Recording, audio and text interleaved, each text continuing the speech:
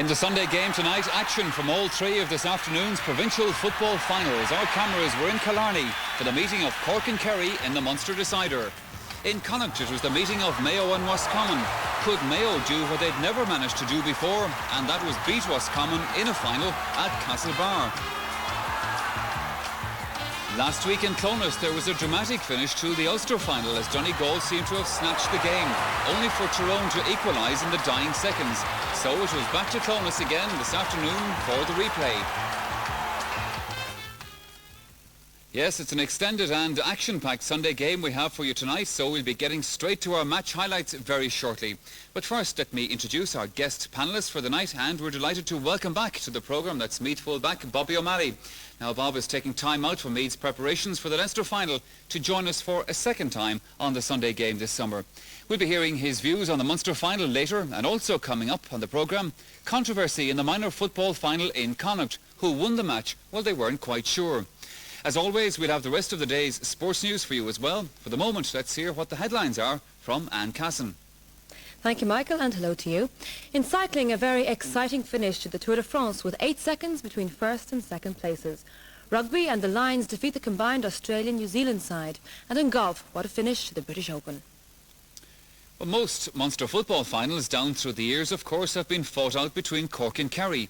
But looking back through the record books, well, there's one thing that you won't find, and that's Cork's name beside the cup 3 times in succession. So that was the distinction that Cork were trying to achieve this afternoon. But many people felt, well, surely Kerry would have something to say about that.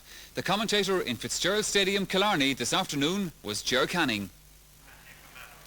Kerry's Munster final selection shows a county striving to make the best possible use of resources by deploying seasoned players in key positions in the absence of several injured stars. So Ambrose O'Donovan is now at full-back, Tommy Doyle centre-half, while Tom Spillane forms a new midfield alliance with Jack O'Shea. 20-year-old Maurice Fitzgerald, the top scorer in last year's final, has recovered from a neck injury and dons the number 11 shirt, while Owen Liston, who came on as a sub last year, takes up his customary role at full forward. And detailed to mark the tall Kerry man is Dennis Walsh, cornerback in last year's final. He replaces the injured Coleman Corrigan. Cork, without Niall Cahalane as well, brings Stephen O'Brien into the full back line, while Barry Coffey now at left half. Shea Fahy partners Larry Tompkins at midfield, while John O'Driscoll, enjoying a return to full fitness, takes over at wing forward. O'Driscoll slots in alongside the highly influential Dave Barry, today playing in his 9th Munster final. And there the two players forced to miss the final from Cork. Coleman Corrigan on crutches there on the right, Niall Cahalane beside him. Will Cork, the Munster champions, enjoy the heights of victory this afternoon? One solitary fan would like to think so.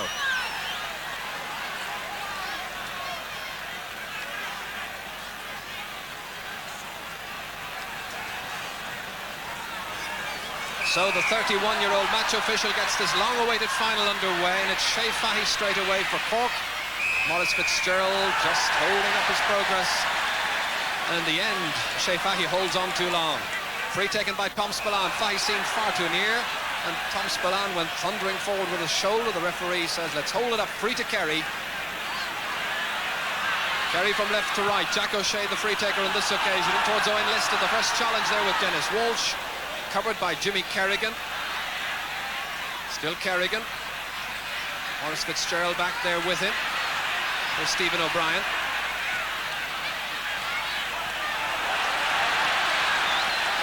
Davis.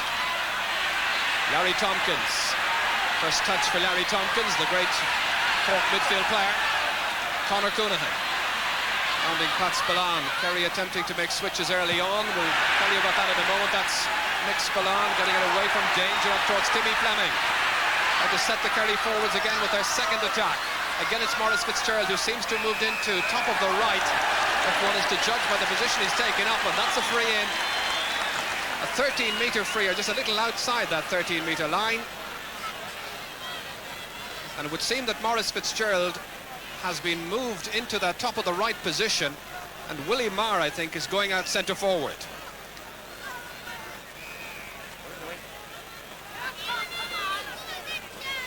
So Fitzgerald can put Kerry ahead here.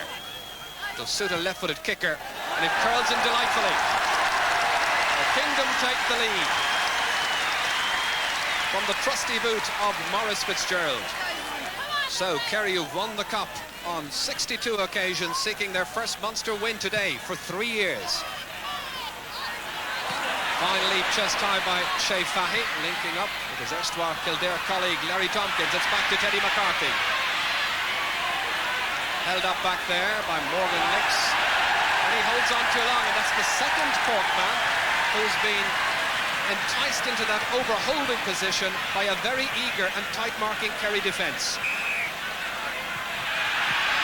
Tommy Doyle lazily hitting this one forward towards O'Liston, pushing the back, seen by the referee.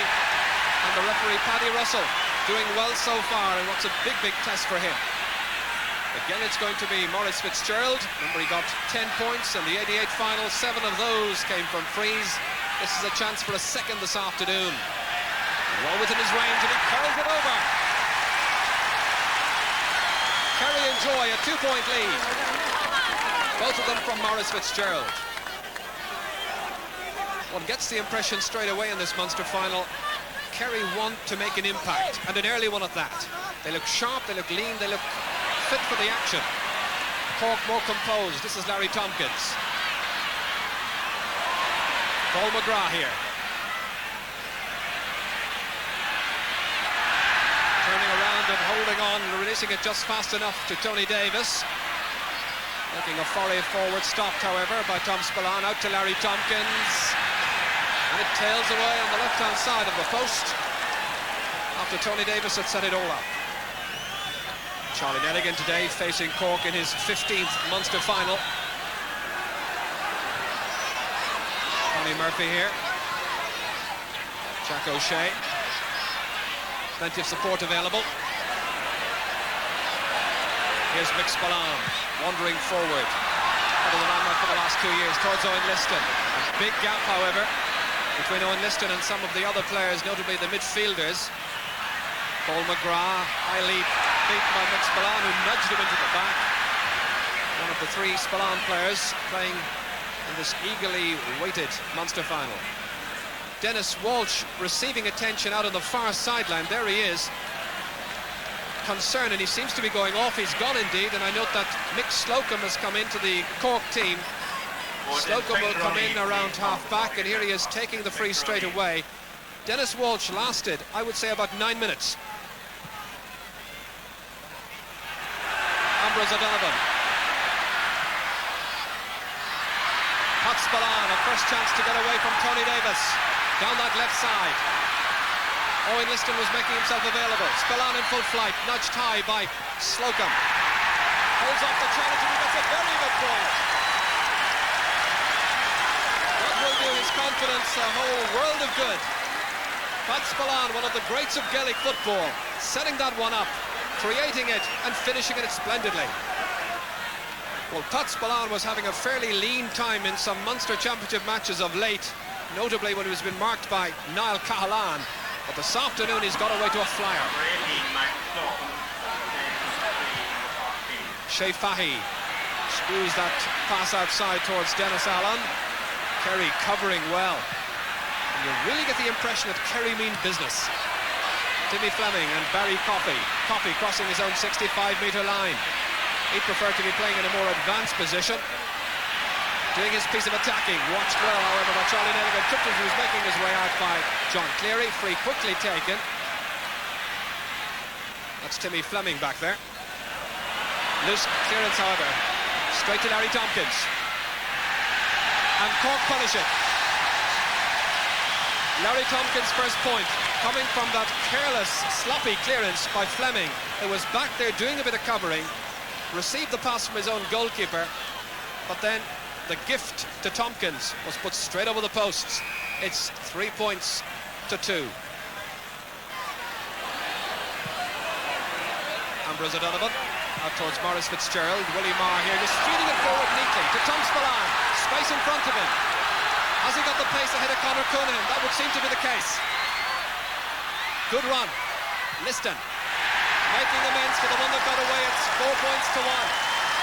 Owen Liston's first point of the match, set up by that marvellous run forward that time by Tom Spillane. A point to give the Kerry fans something to celebrate.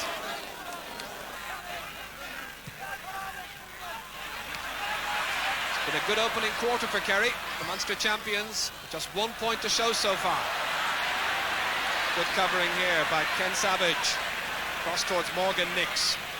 Two of the younger players in this Kerry side playing together as a combination for the first time ever. That's Pats Ballan, fisting it forward to Liston again. Two Kerry players down injured as he plays it forward.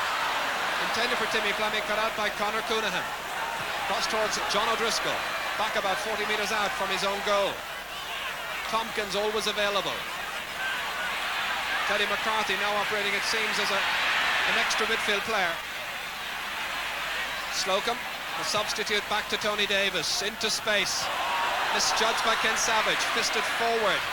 Down to Paul McGrath, received a sharp knock on the leg that time, and that leg has been giving him quite some trouble, as you'll gather by the strapping that's on it there.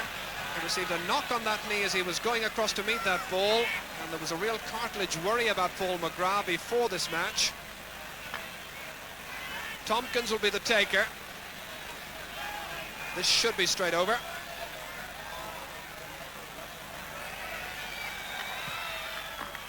Larry Tompkins, Cork's only scorer so far. 4 points to 2. That's the first to come from a free. So the prospects really for quite an intriguing Munster final this year, yet again. So little between them last year, and so little between them for so long in so many Munster finals. This is Paul McGrath, curling delightfully. That's a lovely score. It's 4 points to 3. A player has set up the last score virtually because he was fouled, and he gets the next one. Paul McGrath's first point of the match.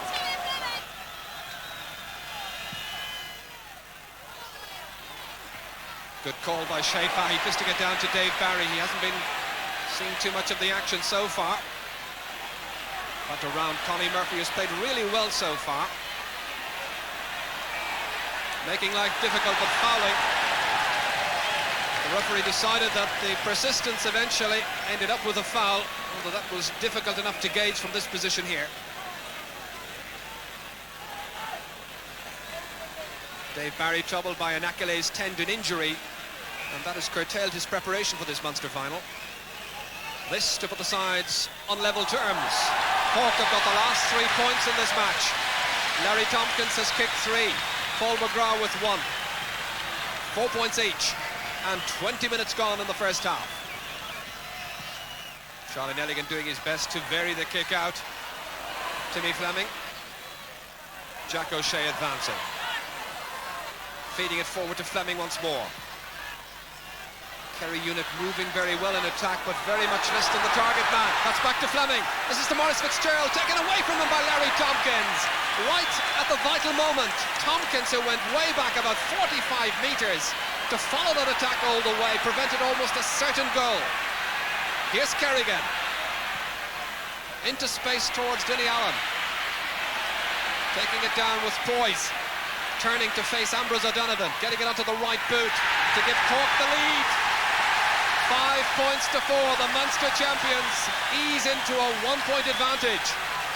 And the team captain is the one who got that. It was an awkward bounce. He punched it down to himself, met it well, and hit it beautifully in his stride. But what about the recovery here, as Liston fed it forward to Fleming? And watch for number 9, Larry Tompkins, to take it away from Maurice Fitzgerald. I feel that would have certainly been almost a certain Kerry goal. Instead, it was a Cork point at the other end. Michael Maguire there, the substitute goalkeeper. Dennis Walsh, who picked up an injury early on to the right of the picture there. The full-back who had to go off. Ambrose O'Donovan well away from the full-back position. That's Pats Ballan getting loose up towards Liston, and O'Brien getting there ahead of him. I think it's been shown in the past that the only way really to Marco in Liston, if the ball's been played in like that, get there a yard or 2 ahead of him if possible, and the referee goes in, signals the free to Cork. Teddy McCarthy quickly to Dennis Allen, held. Ambrose O'Donovan has been following Allen everywhere. Oh, that's a nasty one now by Dennis Allen. Onto the head there of Pats Ballan. Allen wound up, I think, at this stage in the match. But there's no real excuse for that particular piece of action, but what went on ahead of it? And the referee doesn't take a name, and now there's another player down on the ground, and it's Spillane again. A nudge on Spillane, it seemed, and the referee will have to keep a tight rein on the match. Remember last year in the closing 10 minutes? Here's Liston. Held by O'Brien, free to Kerry. Maurice Fitzgerald going across to take it, his side trailing by a point, 6 points to 5. The marking has been tight, and that has led to the occasional little nudge, and players then retaliating, feeling that the referee hasn't spotted it quickly enough. Fitzgerald unerring as always, flawlessly finding at the range, well over the crossbar, 6 points apiece. And Pat Spillane being spoken to by Paddy Russell. The referee today, by the way, I reckon is about 2 or 3 years younger than several of the players out there. At least 5 of them are older than the referee. But that should make a difference. Shea Fahy.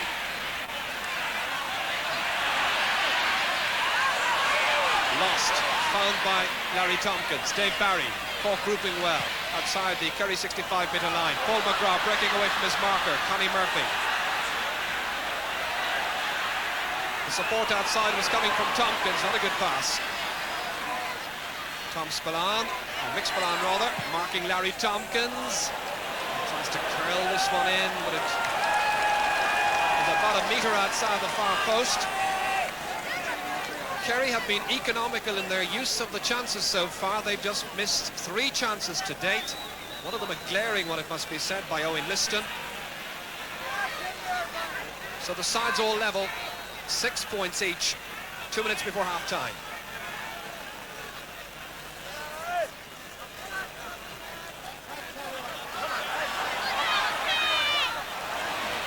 McCarthy again. His catches at midfield have really been a feature of the first half. Coffey's free quickly into John O'Driscoll, unmarked. Oh, it's a goal! A goal by John O'Driscoll. And a brilliant piece of quick thinking. With a minute to go to half-time, John O'Driscoll, the player who came back from injury. But watch this for a free. Put down quickly. Barry Coffey said, wow, John O'Driscoll's unmarked. Now he had to go around the defender and back again. But watch as he struggled to get away, get a bit of freedom. And what a good finish, high into the corner. Nelligan was powerless. That's a brilliant piece of opportunism by Cork. So Charlie Nelligan, who's kept 8 clean sheets in 14 previous finals, concedes the first goal in this 1989 Munster Football Final. Can Kerry respond quickly? Shannon has put it wide, and he's yet to score. Kerry with 3 of their forwards yet to get their names on the score sheet. Shannon, Timmy Fleming and Willie Marr.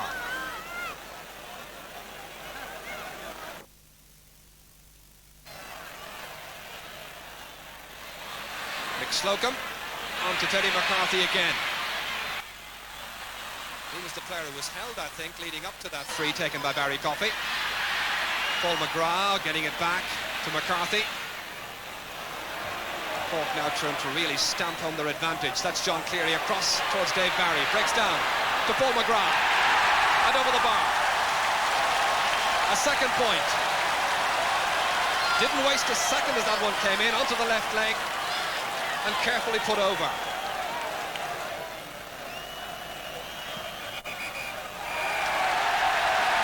A goal after 34 minutes of the first half.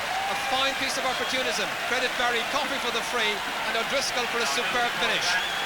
Half-time score. Cork a goal and 7 points. Kerry 6 points. It's the making of an intriguing second half at Killarney.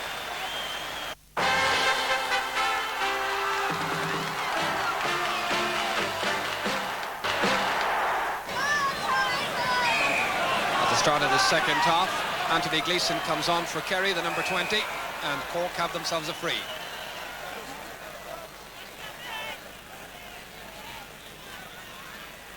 Shea Fahy, the free taker.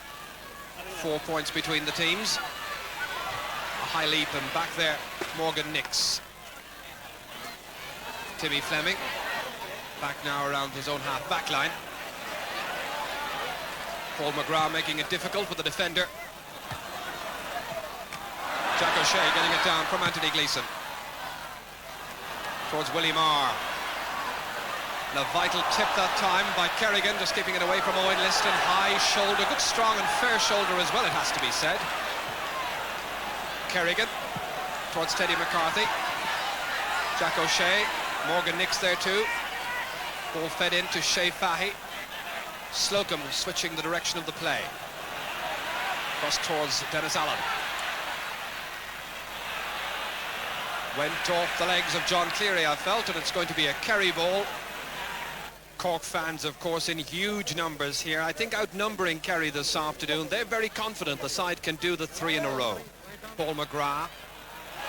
Well held back there by Anthony Gleeson. Towards Pat Spillane. Tony Davis getting there too. Timmy Fleming coming flying out, running over a leg. The referee decides it's a Cork leg, it's a free to Kerry.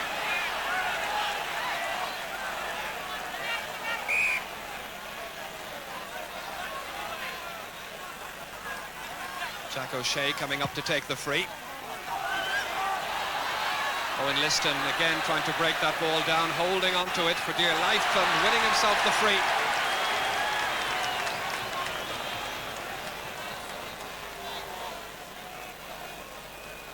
So a free in a situation which should edge the Kingdom just a little bit closer to Cork. 4 points for Maurice Fitzgerald from the first half. This to put just a solitary goal between the teams.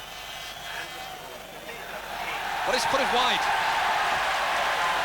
Rarely makes an error with his finishing from a free situation like that, but that's one that got away. Well, Kerry, the challengers, needing every bit of confidence to boost their hopes for this second half, need really to take every possible opportunity that comes their way. Kearns kick out. Jack O'Shea trying to fist it down, but Shea Fahy just gets a touch to it to Teddy McCarthy, alive to the possibilities. Inside to Dave Barry. Across towards Larry Tompkins. Doing so much running off the ball, picking up good positions. That time it's Connie Murphy who gives away the sideline ball to Cork.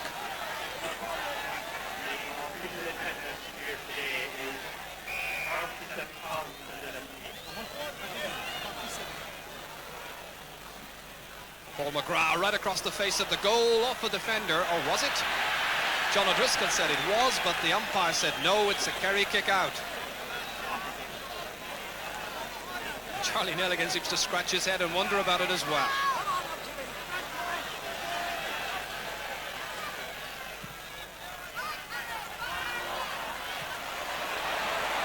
Tompkins once again. Again opting to fist it in. Expecting McCarthy to make a run forward, but Fleming had it covered. Down towards Willie Marr. Good catch by Willie Marr. In towards Pat Spillane, but really telegraphed his intentions. It was far too high and easy for Tony Davis. Held as he was going out. Cork taking the quick free. Kerry will have to be alive to that. And Barry Coffey, the one who took that quick free just before half-time, which set up the Cork goal. Into the path of John O'Driscoll, the goal scorer. What a good combination they have on the left wing. Towards Shea Fahy if he can. It's O'Driscoll still stopped by Ken Savage. Tompkins is over there for Cork. Taken down by Ken Savage, who needed just a little bit of patience that time to get goal side of the attacker, but instead he committed the error, and that will do Cork very nicely. The angle is quite tight, as you'll gather. Tompkins equal to it, however. His first point of the second half, 5th in all, and 4 of those to come from frees.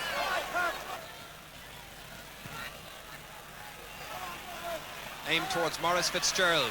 Kerry expects so much from this young player, but really a player for the future.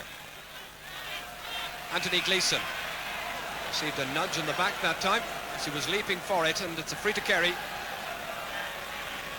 Tommy Doyle anxious to take it quickly. Kerry not wanting to allow Cork open up too much a gap. Dave Barry quickly released to Larry Tompkins, waiting as always.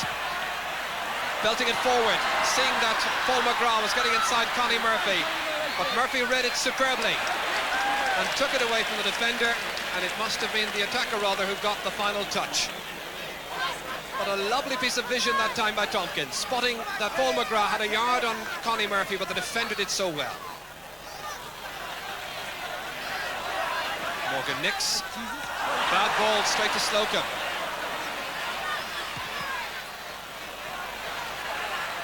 John Cleary, one of the forwards yet to score for Cork. This is Dennis Allen, that's into Tompkins, good position. Well defended, a splendid piece of covering by Connie Murphy again. Kerry can see the 45, but in my book, Connie Murphy did really well that time, preventing a near certain goal for Cork. Watch for Larry Tompkins taking the pass from Dennis Allen. Watch also for the number 5. Fully committed, determined. That's a great block down, a 45. Larry Tompkins from the 45. It's a gentle breeze blowing into his face, but doesn't affect his concentration. It goes sailing over the crossbar. Cork now really opening up something of a gap. 6 points between the teams. Dave Barry racing for it, but it breaks down to Morgan Nix. Challenged despairingly by Teddy McCarthy. This is Michael McAuliffe, who's just come into the Kerry attack. Maurice Fitzgerald, good style. But a dreadful finish. He looks a very classy performer, but I think the Kerry folks perhaps expecting a little bit too much too quickly from this young performer.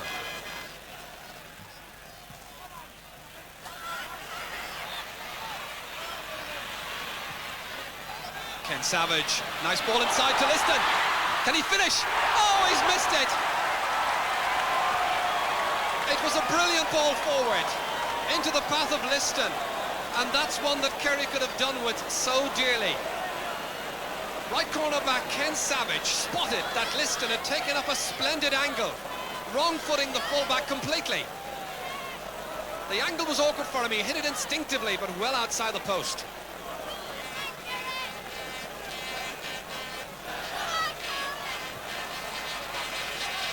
Teddy McCarthy, totally unmarked.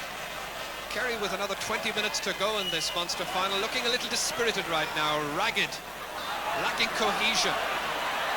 Cork, a younger and fresher team it seems. Laced with skill, Barry to Cleary, and the finish perfect. 1 goal and 10 points for Cork, 6 points for Kerry. John Cleary's first point of the match so far comes 15 minutes into the second half. Timmy Fleming. Oh, listen, calling for it, and the Kerry player knocked down here in front of us in an off-the-ball incident, and the referee going across to have a word with Teddy McCarthy. The notebook's out. Teddy McCarthy, the one who clobbered Tom Spillane. This is the incident once again. Teddy McCarthy going up high. Watch for Tom Spillane. And Spillane seemed to touch McCarthy, and McCarthy retaliated. Tom Spillane back on his feet. Tom, who would probably prefer to be playing at centre half back in this afternoon's final. Maurice Fitzgerald, well struck free. Oh, and listen, off the crossbar to Pat Spillane. Oh, how unlucky can you get? Owen Liston drove one wide across the face of the goal earlier in the second half, and that one came back off the iron. Coonahan has his progress arrested. A little signal there to some of his forwards who were calling for an early free. A beautifully struck free by Maurice Fitzgerald. Liston, the tall player, well over 6 foot tall, connected well with the left fist off the iron. And Pat Spillane following up, couldn't quite connect properly. Back in play again, and it's Michael McAuliffe who is fouled just outside the 13-metre line. And Kerry with a chance to get another point. They're a goal and a 3 behind behind, but there's still 5 minutes to go.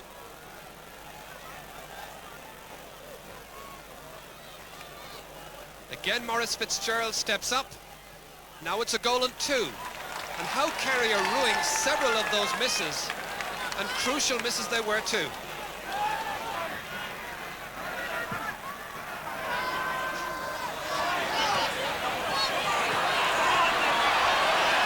Fleming has the legs taken from under him with a sliding challenge by Mick Slocum. No booking by the referee. Teddy McCarthy will breathe a sigh of relief that he was allowed to stay on the field from his booking. Here's Tompkins, bundled over by Pat Spillane, who followed him along the line, and it's going to be a free to Cork with 2 minutes to go.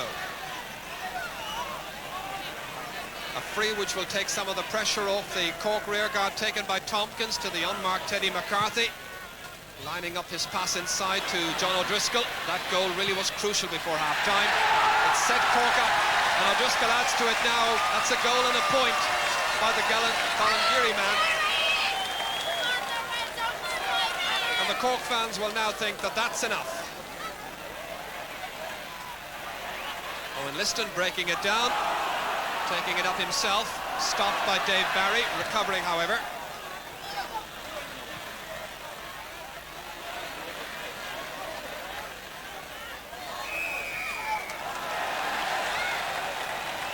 Tony Davis will realise the time running out for Kerry as Cork bid for a Munster 3 in a row. It's never been done before by the rebel county.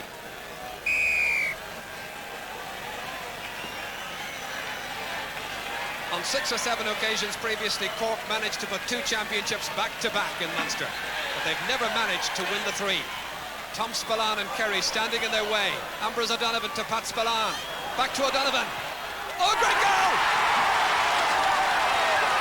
Brilliant goal by Ambrose O'Donovan. But is it a little bit too late? The Kerry fans begin to wonder. 3 points between them in the last half minute of the match. I remember as a minor back in '79, Ambrose O'Donovan doing something like this. That was in the Munster final. That was a cracking good shot, and it beats Kearns all ends up. Brilliant goal. It's all over.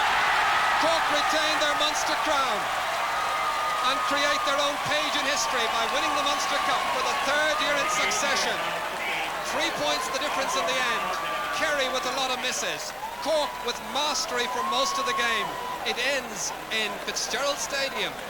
Cork a goal and 12 points. Kerry a goal and 9.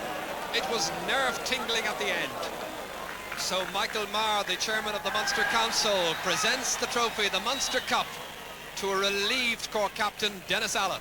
Yeah, somewhere in the middle of all that. Well, Cork then, the Munster champions once again, and of course also into the All-Ireland semi-final against either Meath or Dublin.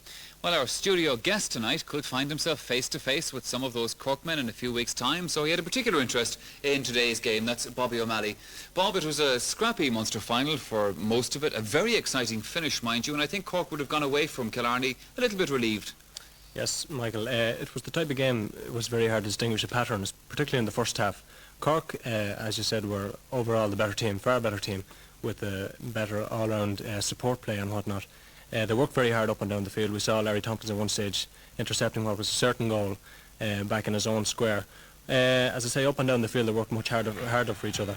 Whereas Kerry were inclined to rely an awful lot on the road game. The old vanguard, I should say, of Bomber and Pat Spillane and Jack O'Hara. Unfortunately, it wasn't the kind of work that one might have expected out of them. Well, maybe in years gone by, Spillane driving a bit of a Hail Mary ball in there, and I'm afraid the Bombers' legs just not up to that one anymore.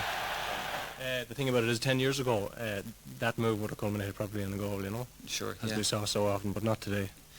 Mind you, Kerry did have their chances.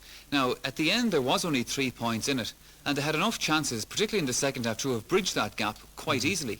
Yes, I think 10 or 12 minutes into the second half, Cork were of the impression that the game was over as a contest, as was everybody at the game and looking at the game.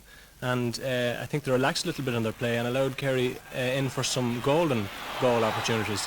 The Bomber got a couple of opportunities, one there where I'm sure he himself was a little bit disappointed he didn't at least get on target or maybe bring a save out of John Kearns. He nearly made up for it here. Yes, another long ball into the square. Bomber gets his fist to it, comes off the crossbar. but ultimately Cork cleared the ball and the chance is gone. But the fact of the matter is that Cork allowed them to get those chances in the last 10 or 12 minutes. One thing about Kerry today, I thought anyway, they seem to do an awful lot of fouling, and that's something you don't normally expect to see from a Kerry team. Yeah, Kerry for years were heralded for their attitude of hard on the ball but very, very fair, which was very true in the way they played 10 or 12 years ago. But the game today was particularly scrappy, and an awful lot of fouls from the Kerry team up and down the pitch, not necessarily from their backs. And it resulted in, Larry Tompkins having a field day with regard to frees. Sure. So, third Munster final defeat in a row for Kerry. The great days are well and truly over. So what's the future, Bob, do you think, for Kerry football? It doesn't look very rosy for them. It's looking a little bit bleak at the minute. I don't know, am I anybody qualified to give any words of wisdom to anybody down there, but I personally would advocate a complete clean-out in personnel, both at managerial and playing level. And start I think, again. yeah, it's a little bit unfair to expect the likes of Jack O'Shea and Pat Spillane and Bomberlison to win matches as they were expected today, because, as we've said before, a lot of Cork scores came from scraps from Bomber at full forward and Pat working hard up and down the pitch and Jack indeed. But it's not fair to be asking these men who have done it for 10 and 12 and 15 years. So, as I say, it's time to bring in new blood and just see what these new fellas can do in the future. A quick word about Cork, on the other hand. Now, they've come nearest to wresting that All-Ireland title from Meath over the past 2 years. I suspect they're getting a little bit closer, Bob. Definitely on today's performance, they'll pose a threat to anybody they play from now on, whether it be Meath or Dublin. We have a little bit of work to do next Sunday. We're looking forward to it. Probably no more than a point or two in it either way, as there hasn't been over the last couple of years. And we'll talk about Cork after next Sunday, if and when we get over it. For the moment, you have one other task to perform. That's the man of the match from today's game. Man of the match, it was between two players. Ultimately, it was between Teddy McCarthy and Larry Tompkins. I gave it to Teddy. His fielding was magnificent as usual. It was obviously a ploy of Billy Morgan and the team management to play him as a third centre fielder, despite the fact that he lined out in the number 10 jersey. And his overall play and his fielding, of course, contributed very much to Cork's performance as per usual. And Teddy's my man of the match. Well, it certainly did. A great performance by Teddy today. Our thanks for the moment then to Bobby O'Malley. We're going to take a commercial break right now, but still to come on the programme, we have the Connacht football from Castlebar, the Ulster football final replay from Clones, that controversial finish to the minor final in Connacht, plus golf and cycling. Now, it's been a day of drama at Tyrone and in Paris, so join us again soon.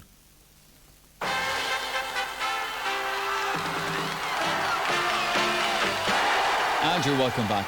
Well, going into this afternoon's Connacht football final, there were two notable facts that did little to boost the confidence of Mayo fans as their side faced the challenge of Roscommon.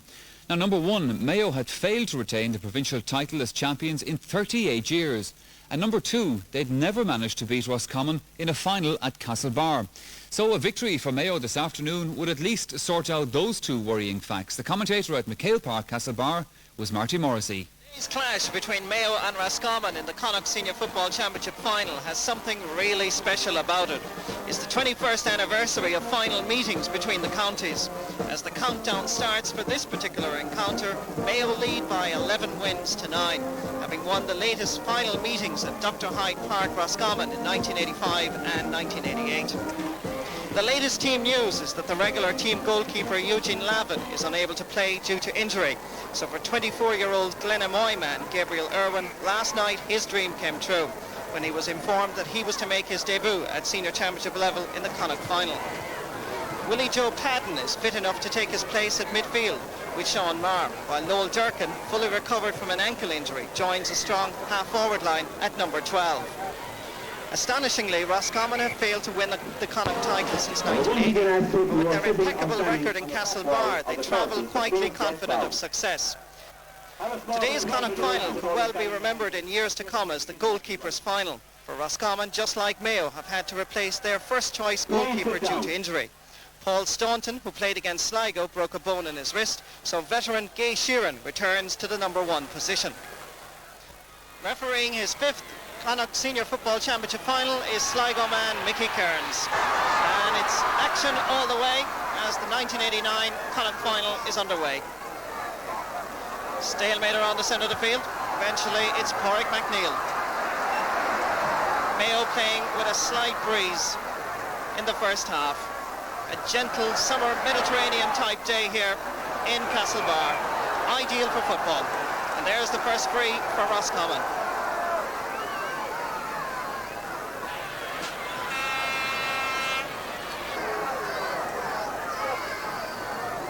Vincent Glennon, Lanesborough, County Roscommon, sending it in towards Paul Early, dropped down to Tony McManus.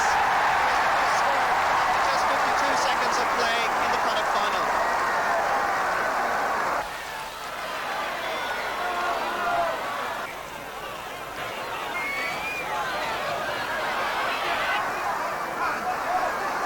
Comes down to Roscommon, number 10 there, Joey Connaughton. This is Dennis Carney, he's fouled, and a free to the green and red.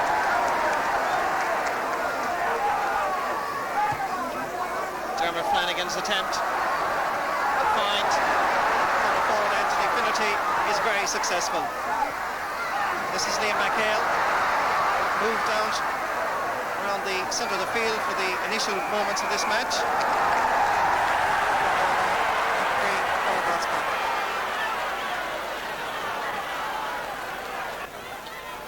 It's right corner back, Kerry went.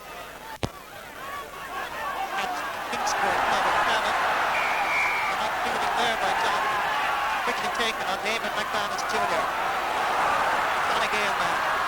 Big tackle by Sean Marr. John Finn doing the necessary cleaning up.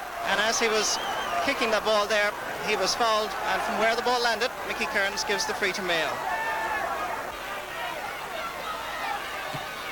Dermot Flanagan to Anthony Finnerty.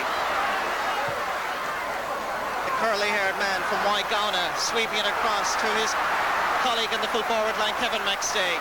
And basketball-styled controls it well, despite being held there by Des Newton. A free for Mayo, and immediately referee Mickey Kearns having a word with the left corner back on the Roscommon side.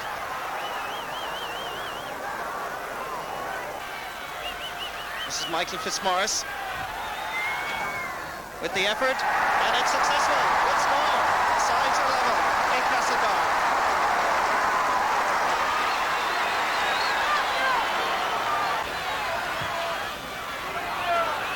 Sheeran's kick out right around the centre of the field. Going down to Noel Durkin. He's fouled by Donald Brady, and a free to Mayo. Early nerves quite evident as Dermot Flanagan drops one in to Liam McHale, and easily gathered by Gay Sheeran.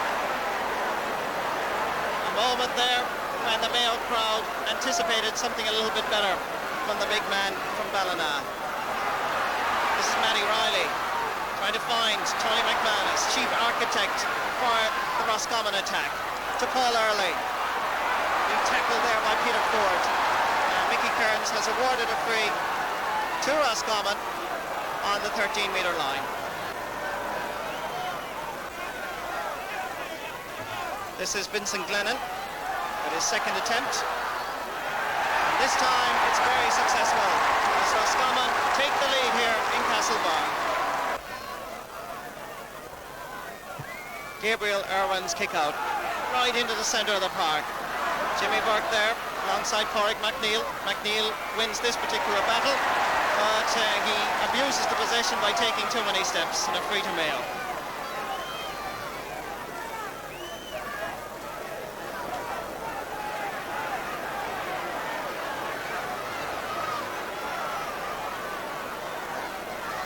Dermot Flanagan, experience so vital in a Connacht final, and he shows just how valuable the experience is when he slots that one over Gay Sheeran's crossbar. And certainly the Mediterranean weather here in Castlebar bringing out a huge crowd for this Connacht Championship final.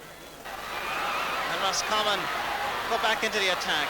Corrick McNeil from the Roscommon Gales Club. His pass not a good one, easily cut out there by Peter Ford. And Corrick McNeil is going to be booked, I think, here by the referee Mickey Kearns. And here you can see Corrick McNeil, Peter Ford getting there, forcing his way out, and all you can see a rather harsh challenge there by Corrick McNeil.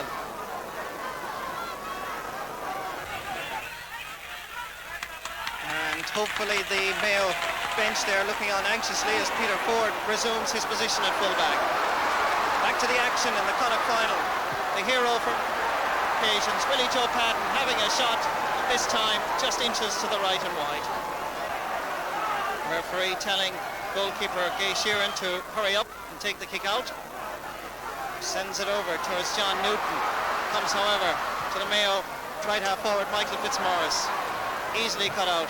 Half blocked by Noel Durkin. It comes back to Dermot Flanagan, who drops one in, and Gay Sheeran has all the time in the world to gather it and execute a clearance out towards Matty Riley from Castlereagh, bursting his way past the challenge of Michael Fitzmaurice.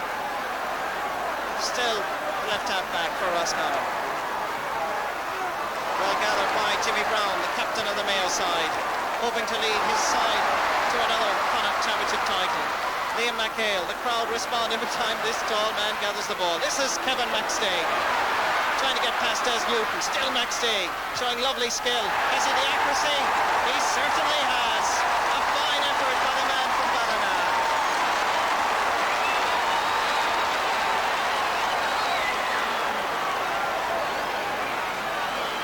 It certainly took a lot of heart and determination. Kevin McStay, despite being shackled there by several Roscommon players, had a go and right over Gay Sheeran's crossbar.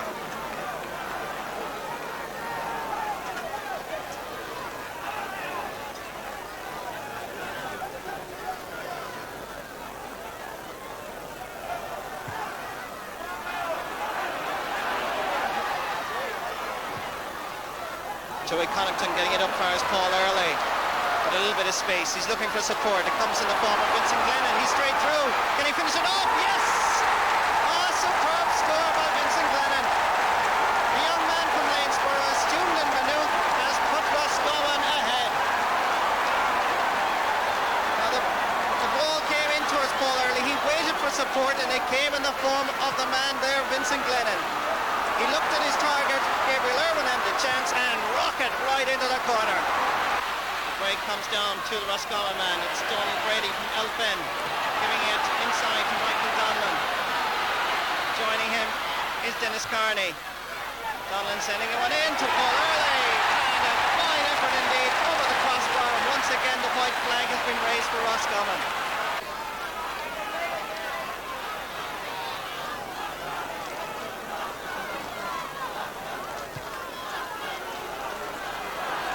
Kick out by Gabriel Irwin. Knocked down to Michael Fitzmaurice. Swinging play over towards Anthony Finnerty. Looking for a colleague. And he finds him. Fine ball indeed to Noel Durkin. And that's a good score. Well worked by Mayo. And Mayo narrow the gap a little bit more.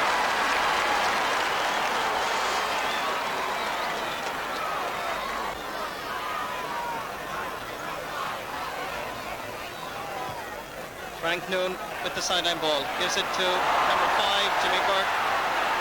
Unfairly challenged possibly, but Mickey Kearns waves play on. Comes back to Michael Fitzmaurice.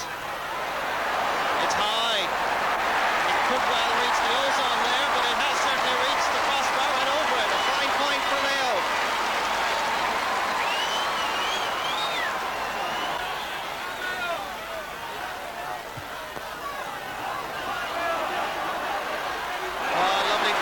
Sean Marr giving it to Liam McHale. Back to Anthony Finnerty. And Roscommon gain possession, swings it up towards Paul Early and Peter Ford. A right hold battle going on between these two fine players. This is John Finn from Mayo Gales. Willie Joe Patton, added to and given to Kevin McStay. Giving it inside, back to Patton. This is looking good for Mayo. Still Patton, and over the bar. The sides are level.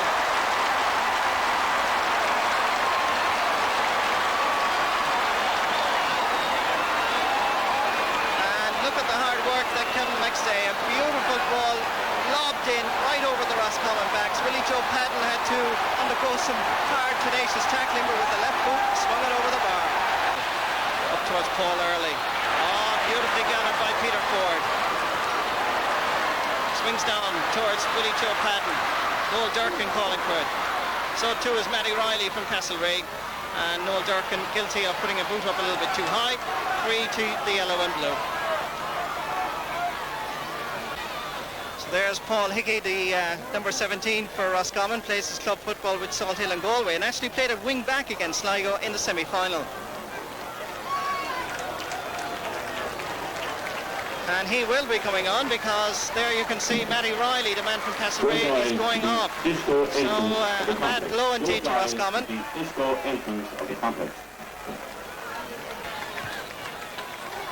Quickly taken there by Donald Brady. Inside to Tony McManus. This is Vincent Glennon going for goal number 2. And Irwin saves. The rebound goes out to Peter Ford. And he is fouled in a free out to Mayo.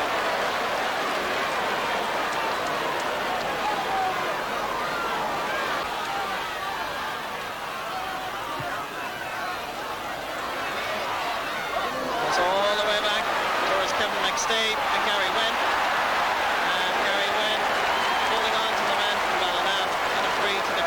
Jersey Brigade.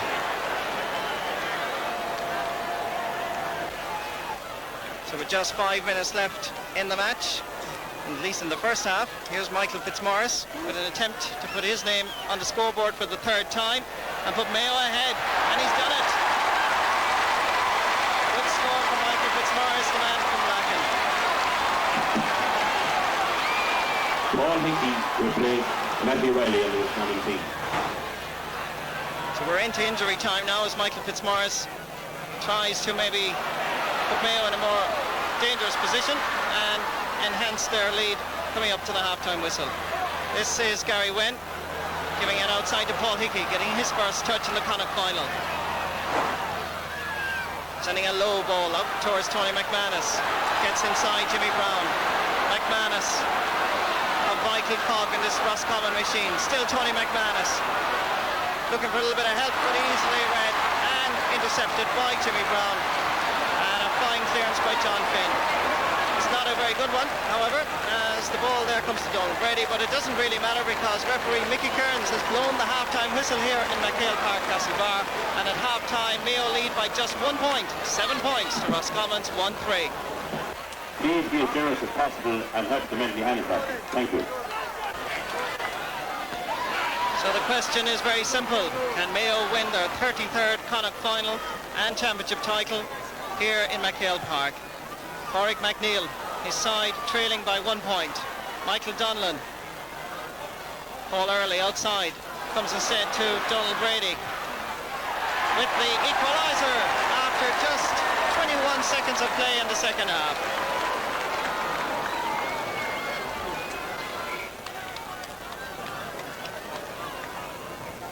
So Peter Ford just picking himself up off the ground there. He received a knock in the first half, but this time it seems to be a knee injury.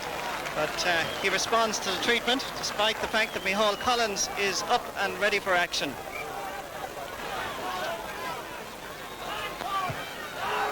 Gabriel Irwin with the kick out. Right around the centre of the field. There's Eamon McManus Jr. Comes inside to John Finn. This is Noel Durkin. To Willie Joe Padden. With a splendid point. Mayo go back in front.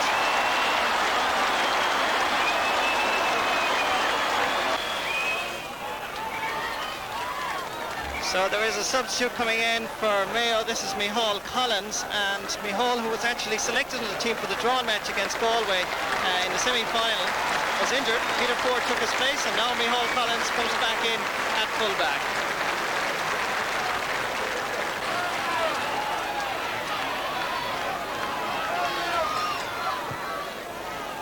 Kay Sheeran easily finding his midfielder. This is Pádraig McNeill giving it down to Michael Donlan. Outside to Gary Wendt. And goalkeeper Gabriel Irwin saying, no problem lads, I have it. And he gives it to Willie Joe Padden. And he finds touch at the far side. Roscommon advantage once again. And Mayo now going to bring in TJ Kilgallen, obviously fully recovered, as Tony McManus tries to open up a gap in the Mayo defence. Unsuccessful on this occasion. Maybe Seamus Killoran can do it. He certainly can. And lovely score.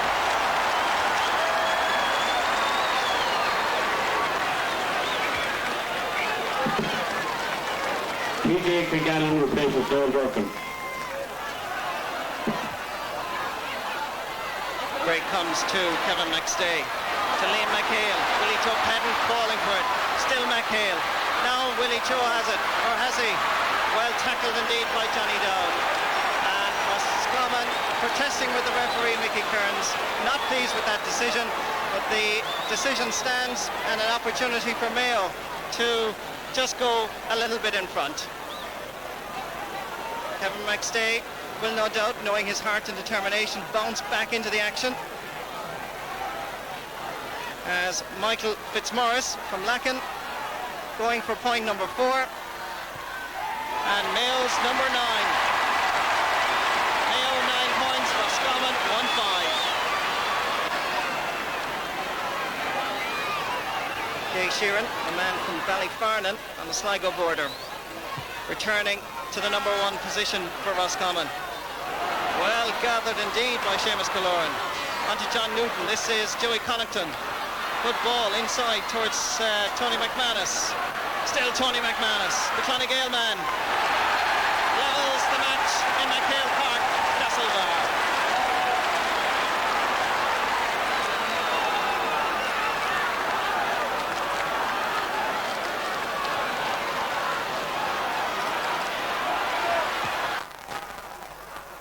Kick out quickly taken. TJ Kilgallen sending it up towards Anthony Finnerty. The curly-haired lad from Mike Ona, going for glory, not on this occasion.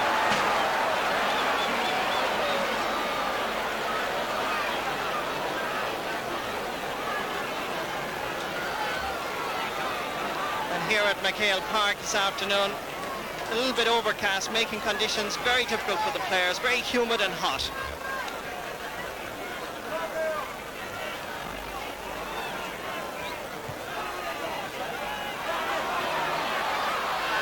Liam McHale more actively involved in the second half. TJ Kilgallen trying to put Kevin McStay through, but easily cut out by Johnny Dowd. The American citizen who plays his football with Roscommon Gales. Referee Mickey Kearns meanwhile has blown the whistle and a free to Roscommon.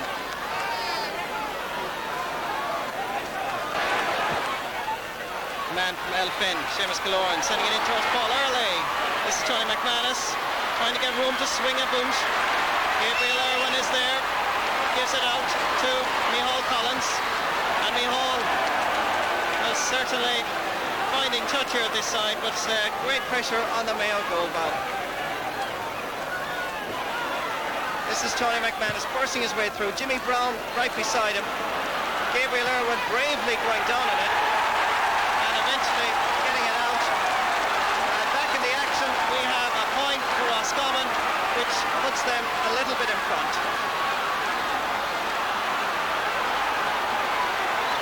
Certainly here at Castlebar the heat is on for the Roscommon mentors along the sideline. So Michael Fitzmaurice, all Mayo eyes looking on him as he sends it over the bar.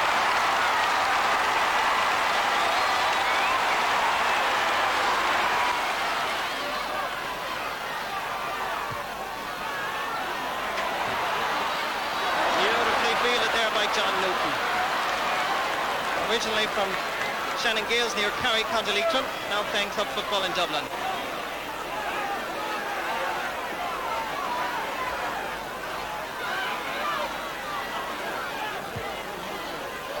Des Newton swinging play over to this side. Paul Early getting there, looking for Eamon McManus Jr.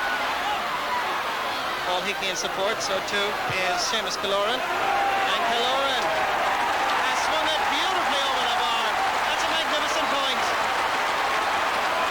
Now Roscommon are playing on full power. And the referee just telling the Roscommon mentor to get off the field. But it is very warm here in McHale Park. And then the tension of a Connacht final, when so much is at stake. A place in the All-Ireland football semi-final on August 13th against Tyrone or Donegal. Micheál Collins, blocked by Paul Early, and Coon there. But Early using his weight and experience. Back to Paul Early. And the referee has blown the whistle here for a free to Roscommon. just on the 20-metre line.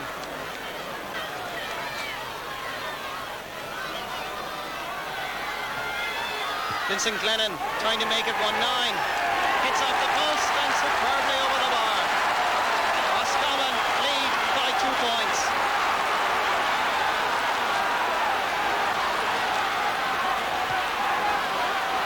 Gabriel Irwin trying to find Willie Joe Patton. It's held by the Roscommon man and a free to Mayo. John Finn in a hurry.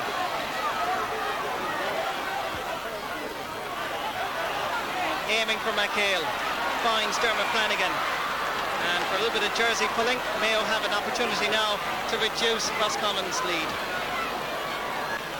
And there's the Mayo manager, John O'Mahony. He's just after introducing Martin Carney for Sean Maher. Sean Maher on the road team. Michael Fitzmaurice, they make it just 1 point between the sides. Yes, he can. Roscommon 1-9, Mayo 11 points. So Liam McHale gone in around the Roscommon square. So as Kevin McStay goes out to take this free just outside the Roscommon 20-metre line. We'll be happy just to drop it in. There's plenty of time, still 10 minutes left in the match. Kevin McStay with a point already to his credit. Will he be satisfied to put this one over the bar? And level matters in McHale Park. He drops one in, it curls out to this side. Underneath it is Jimmy Burke. To TJ Kilgallen. He looks and he puts it beautifully over the bar. The sides are level and the green and red flags in McHale Park swiftly move in the warm winter wind, warm summer wind here at McHale Park. Michael Donlan. Back to Tony McManus. Referee allows advantage, gives it back to Donald Brady. Getting it in towards Paul Early. And he's got it. Can he get it out? He can. This is Vincent Glennon. Can he get room to swing that boot? Into Paul Early. Oh, a great save. A marvellous save by Gabriel Irwin.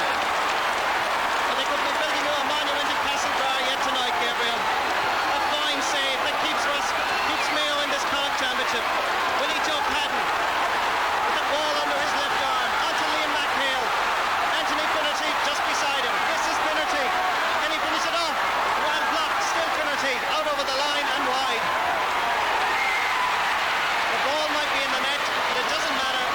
The umpire had signalled that Anthony Finnerty had gone out over the end line. Referee looking at his watch. The sides are level. Roscommon 1-9, Mayo 12 points. Well, so often in the championship we've seen people leave the match before the final whistle, but not today in Castlebar. In fact, the referee has told the Roscommon players that he has to score direct. It's the last kick of the match, and coming up to take it is the Roscommon number 24, Pat Dury, the regular fullback. We've had controversy in the minor match, but what a spectacular ending this Connacht final has produced. Pat Dury, injured earlier in the year, comes into the Connacht final as a substitute, and here he is landed with the responsibility that if he puts this one over the bar, Roscommon could win their 9th Connacht title. Can he do it? The referee blows the final whistle, and the sides are level after 70 minutes. Roscommon 1-9, Mayo 12 points, but may I say that it really is. It would have been a pity if either side had lost. A great Connacht final certainly will enhance the reputation of the Connacht Championship, but the sides are level. The scoreline again, the Connacht final of 1989, Roscommon 1-9, Mayo 12 points. Yes, I'm delighted to say that here in Connacht we had a most exciting game today. Scores were pretty level all through. And in that we had some great scores from both sides, particularly in the first half. Granted, in the second half, Liam McHale got a lot of possession for Mayo. First of all, he tried to lay it off to better placed colleagues. They were beaten to the ball by the Roscommon backs. Then he tried to score himself, and his shooting was a little bit out. But Roscommon, I thought, were the more committed team. They were prepared to work. They were hungry. They wanted this Connacht final. Mayo had lots and lots of possession, but they squandered it. But I think in the end, a draw was a fair result. It would be nice to see them on another day. Can I put you on the spot end and ask you for a prediction for the replay? Difficult at this stage to assess, but judging by the amount of possession that Mayo have today, if they can improve any little bit at all on their shooting, and certainly they have plenty of room to do that today, they might get through. That's to select a man of the match is always difficult, but today I think it's downright impossible. Today was the most difficult choice I think I ever had to make, because we had good displays from Donald Brady, Seamus Killoran from Roscommon, Vincent Glennon. Mayo, we had Jimmy Brown, goalkeeper Irwin, and John Finn. But as in the last game, I think that I have to award it today to John Finn, just ahead of Jimmy Brown. A great performance by him once again. Thanks to Enda Colleran. So Mayo involved in yet another draw in Connacht this summer. And they and Roscommon will now have to meet again next Sunday at Dr. Hyde Park in Roscommon. Bobby O'Malley, we just saw the highlights of that match on the television because obviously we were concentrating on the Munster final today. From what you have seen, would you tip either side for the replay? Tipping teams for replays is a hazardous occupation. I picked Donegal to come out against their own today, so my decision might have much bearing on next Sunday. I would pick Mayo. I think they got off the hook today. The goalkeeper made a fabulous save, as we saw in the last 10 or 15 minutes, and they rallied to it. So I think they'll have possibly the initiative starting next Sunday.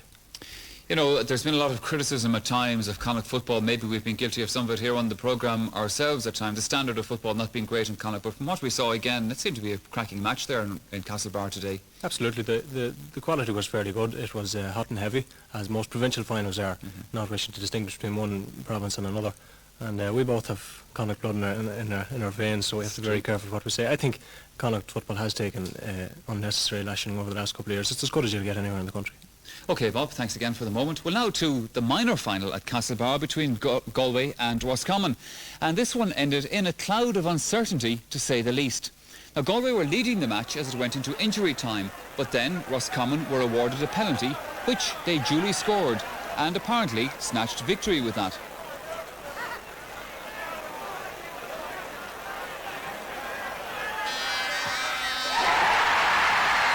Indeed, after that, the Roscommon players were even awarded the cup. But then came the announcement that Galway were awarded the match.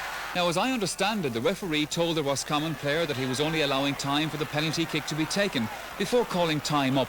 But then the kick was taken by someone else. So that left the number 15 standing illegally inside the 20-metre line. And so the ref declared an infringement and he disallowed the score. Well, after all that, I think we better take a break to let it all sink into the brain. When we come back again, we'll have Ulster football final for you, plus the rest of the day's sports news. So come back to us again soon. And you're welcome back again. Well, our last port of call on the Sunday game tonight is Clonus. And while things may have ended all square in the West, well, they surely wouldn't happen in the Ulster final today. This one, of course, a replay after last Sunday's stalemate. And if extra time was allocated, if necessary, in that one. So it was once more into the breach then for Donegal and Tyrone. And the commentator is Jim Carney.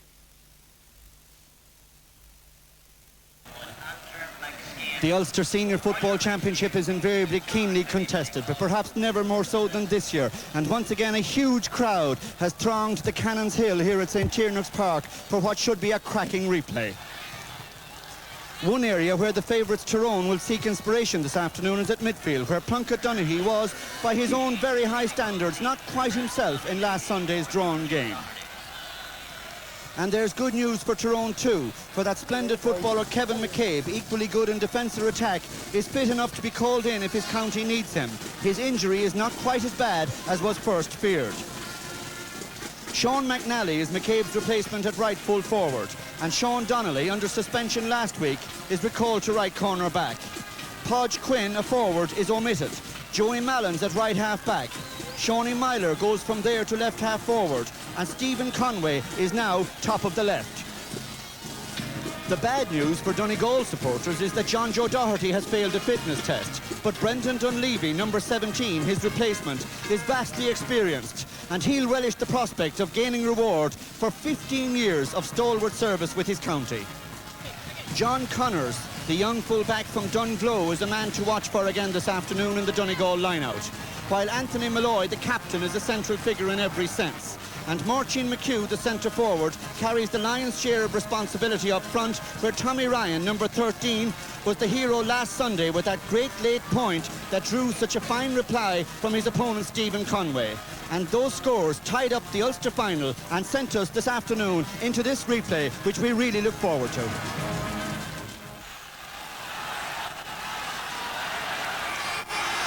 Michael Greenan of Cavan, he did a good job in the drawn game as referee again today.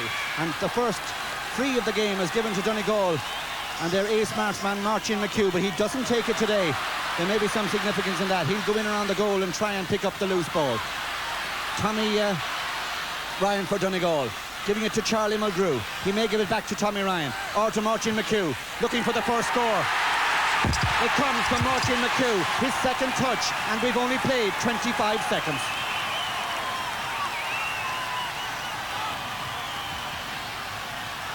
Well, Martin McHugh, a key man always in the Donegal forward line.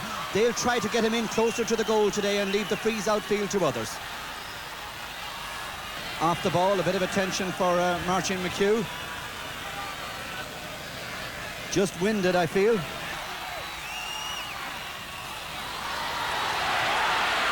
Damien O'Hagan. The first touch for Eugene McKenna, the crafty forward on the Donegal side. And he wins himself a free. Right now, all eyes, particularly those of the Tyrone supporters, on Stephen Conway. His free last Sunday gave us a replay, but this time he sent it wide.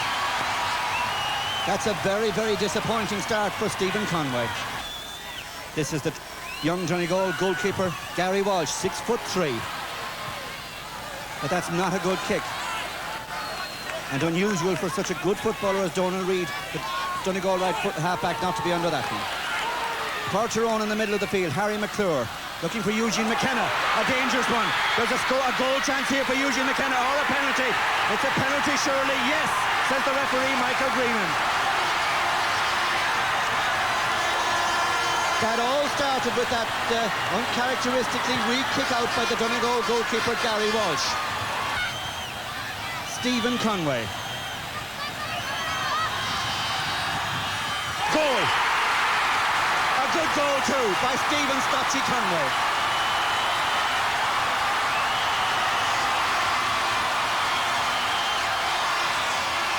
He's only 23, he's a big man, 6'2", 14 stone, and he was very, very accurate there.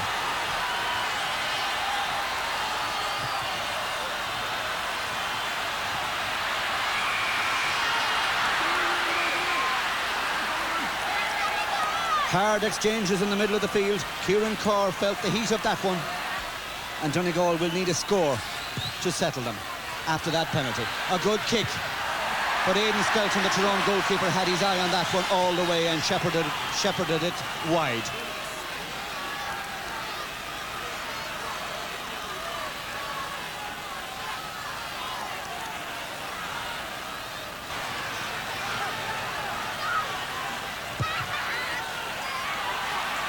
Up they go, Donaghy and Gallagher.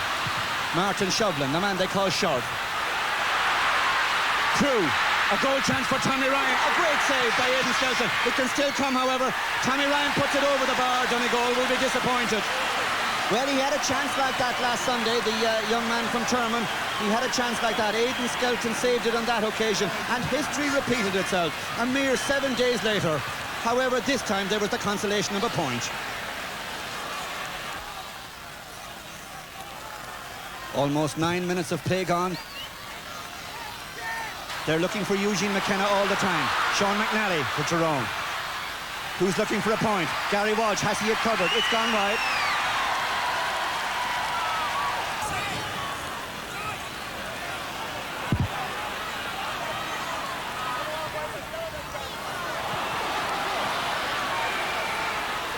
Joey Mallon.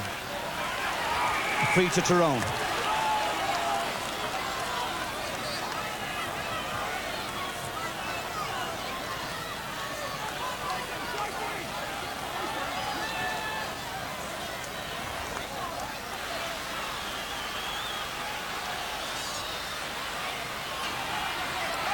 The tempo just fallen a little bit, but Sean McNally here to lob this one surely. Yes, there's a nice point there for Sean McNally. He was disappointed not to be selected for the drawn game. There's his reply. Sean McNally, very experienced, played in the All-Ireland final a few years back. That was a nice point. Had to shake off a challenge too, Sean McNally, but all his experience showing there.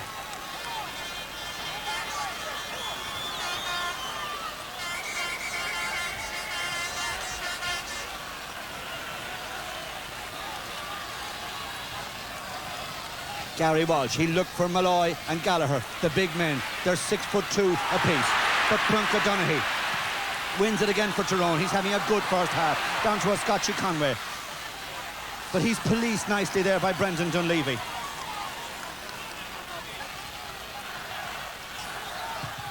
On the quarter hour, Donald Reed's line ball knocked down by Plunke Donaghy. Given to Joey Mallon coming forward for Tyrone, likes to attack. Indeed, he's played as much football in that half of the field as he did in defence earlier on. But there was a push there. The goal won't count. It's not a goal. There was a push. Eugene McKenna was pushing John Connors, the Donegal fullback. That's a free out. No doubt whatsoever about it.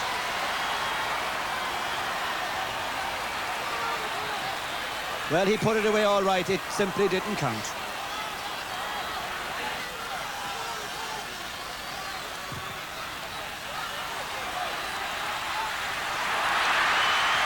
Harry McClure for Tyrone. They're winning the midfield battle, and they're winning it well, Donaghy and McClure. Kieran Carr, we didn't see all that much of him in the early stages. Damien O'Hagan. Was he pushed by Rambo Gavigan? No, it's wide. Damien O'Hagan simply couldn't control it. He's not a bit happy with that decision. Neither are the Tyrone supporters as boos ring around St. Tyrnog's Park.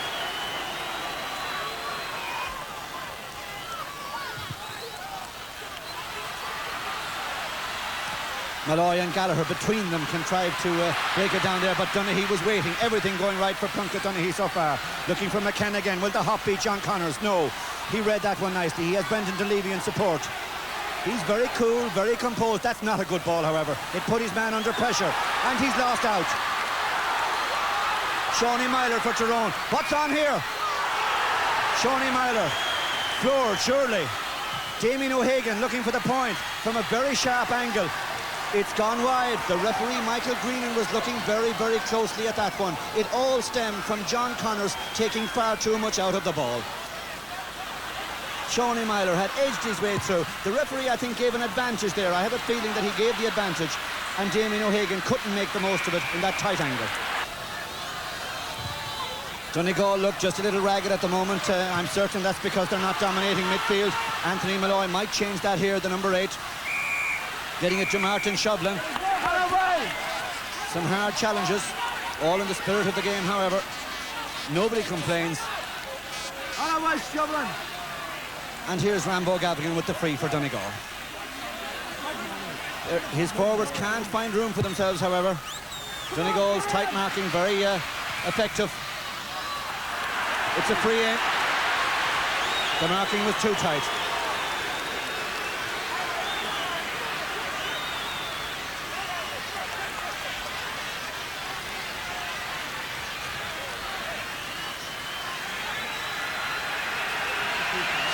Well, you could speculate all day about the role Martin McHugh fills for Donegal. But as a free taker, he's excellent. There's proof of it. Some people feel perhaps that the 40 is too tight a position for Martin McHugh, that he can't really be seen at his skillful best there, that he'd be better suited to the corner or the wing. Well, it doesn't matter where he takes the frees from.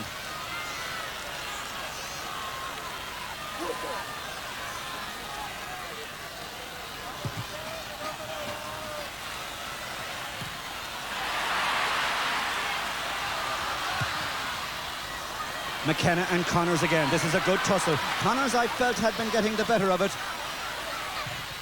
But here's McKenna to try to set something up for Scotchy Conway.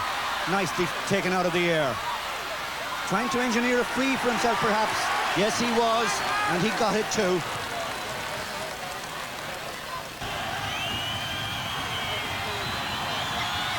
And there it is. Another one for the Cookstown Sizzler.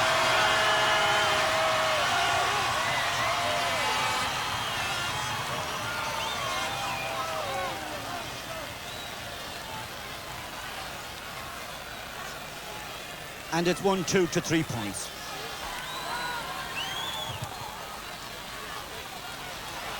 Michael Gallagher rises highest for Donegal to Donal Reid, a tremendous footballer, Donal Reid, one of the very best in the game.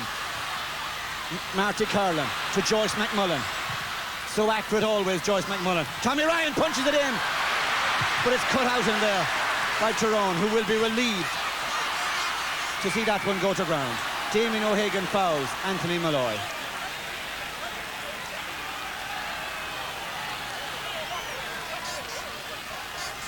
Coming up to the 26th minute then. Martin McHugh, he's got one from play. He's got one from a free. John McGoldrick to Enda Kilpatrick, and it's interesting really that Enda Kilpatrick cleared that ball because he was free, and the reason he was free was that he was Martin McHugh's man, and McHugh was taking the long range free, and Donegal will have to correct that surely. Damien O'Hagan in to Eugene McKenna, to Damien O'Hagan. Yes, he's finished it. Years of experience telling there. A lesser man might perhaps have been tempted to field that ball as Eugene McKenna sent it across. But Damien O'Hagan, perhaps he remembers how Pat Spillane finished one with the palms of his hands against Tyrone in the final a few years ago. Watch it here. McKenna sends it across. O'Hagan remembered it. Good goal, Tyrone.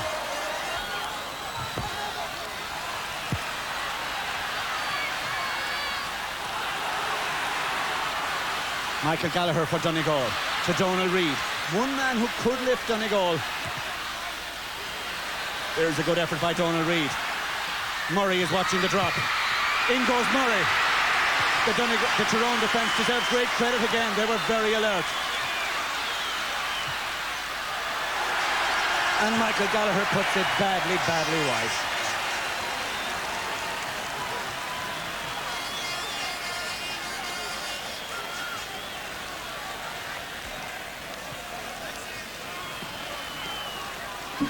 There's the long drive.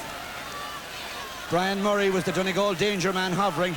6'3", in he went. Aidan Skelton was very brave. He smothered it. Sean Donnelly came out with it, but Aidan Skelton injured himself in the process. Let's hope he's all right. He's a top-class keeper.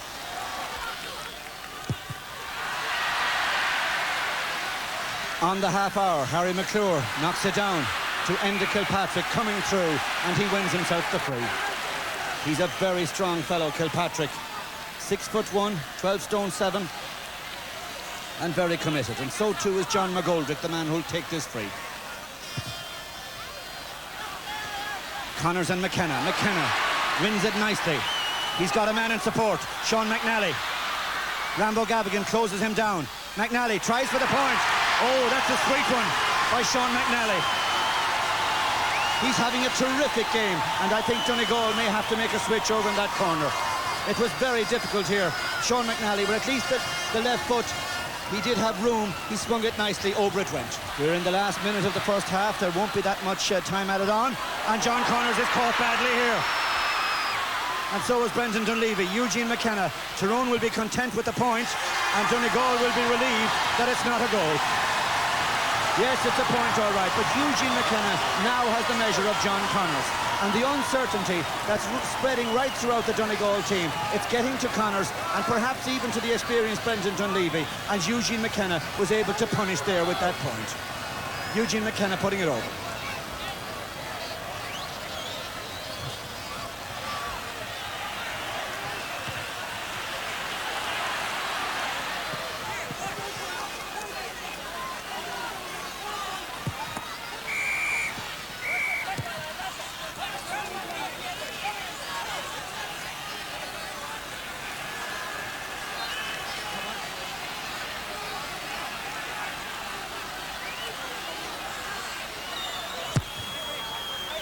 Donal Reid with this free for Donegal. We'll shortly have the half-time whistle. Anthony Malloy may have a chance to give Donegal a morale-boosting point, and it certainly would be a huge boost to their confidence. They need it all. They trail by all of 7 points. Charlie Madru. 3 Tyrone men there once again. It's a free in to Donegal. Tyrone don't like that decision. The backs seem to be standing off their man there. They seem to be doing it just right. But referee Michael Greenan giving the free to Donegal and to Martin McHugh.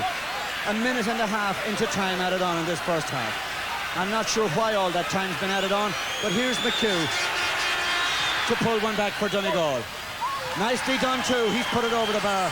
That's surely the final fling in this first half. Well, Martin McHugh, it's his third point, but he's not really been able to exert a powerful influence for Donegal. Tyrone by far the best team in the first half. Their marking and covering especially has been exemplary all through. Indeed, it's the best I've seen really for a long, long time. There it is, it's half-time. 2-4 for Tyrone, 4 points for Donegal. A big lead for Tyrone. Damien O'Hagan, he got one of the goals. He also played well. But Tyrone, every single one of them playing well in the first half, and they thoroughly deserve that impressive half-time lead. 2-4 to 4 points. Donegal now with it all to do in the second half.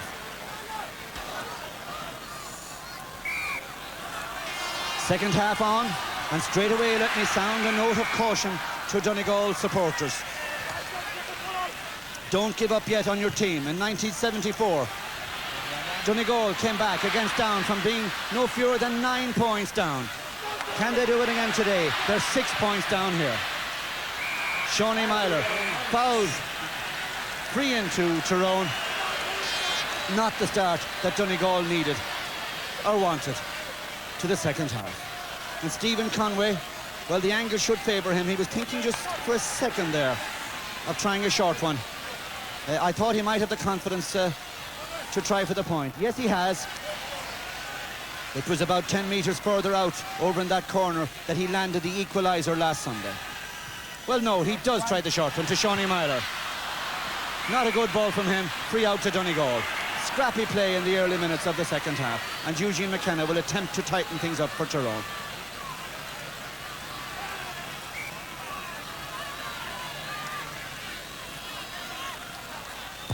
Gary Walsh's kick then. Donegal have brought in Leslie McGettigan for the second half. He was also the substitute last Sunday. Martin Shoblin's free. Here's Leslie McGettigan. Can he give it to the man on his left, or will he take the point? He takes the point. The right thing really, because that will settle Donegal. Leslie McGettigan. Just for a second, he may have been thinking about switching it to his left. There was a man free. I think it was Joyce McMullen. But Leslie McGettigan snapping up the point on his introduction.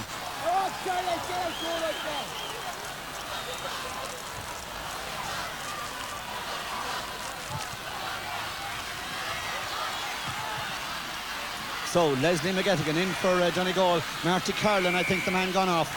And a free to Donegal. And if they could just get a couple of more points, they'd really be back in this game.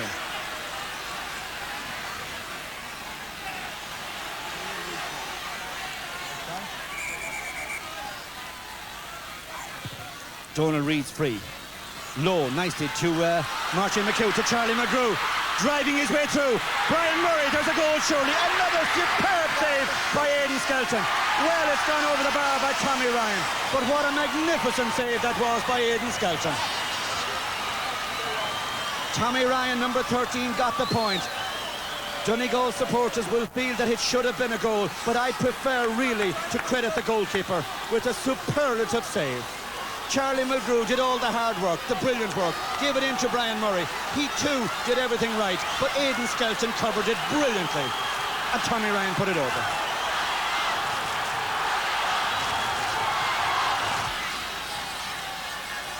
Eight minutes of play gone in the second half. Joey Mallon's kick for Tyrone. Kieran Carr there for Tyrone. Which way will the free go? The referee a little bit slow to indicate. He finally says it to Tyrone. And Stephen Conway, the man to take it.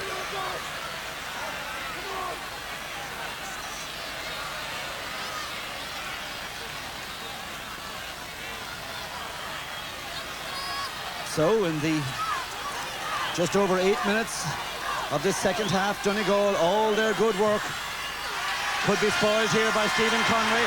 Yes, it is. A very good kick by Stephen Conway. Donegal too wide, and Conway punished them with that splendidly struck free.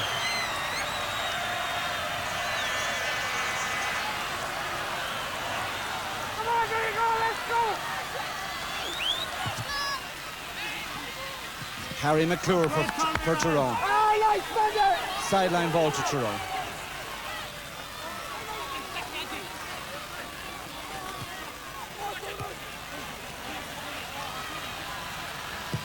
Joey Mallon here for Tyrone, looking for Kieran Carr, who made a good run.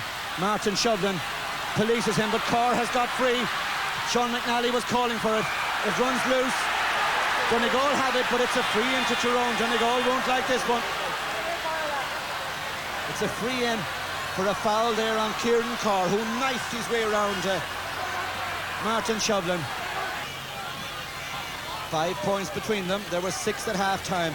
And I have a feeling that with a man of Stephen Conway's accuracy around, it'll be 6 points again in a couple of seconds. And there it is, the free and the point for Stephen Conway and Tyrone.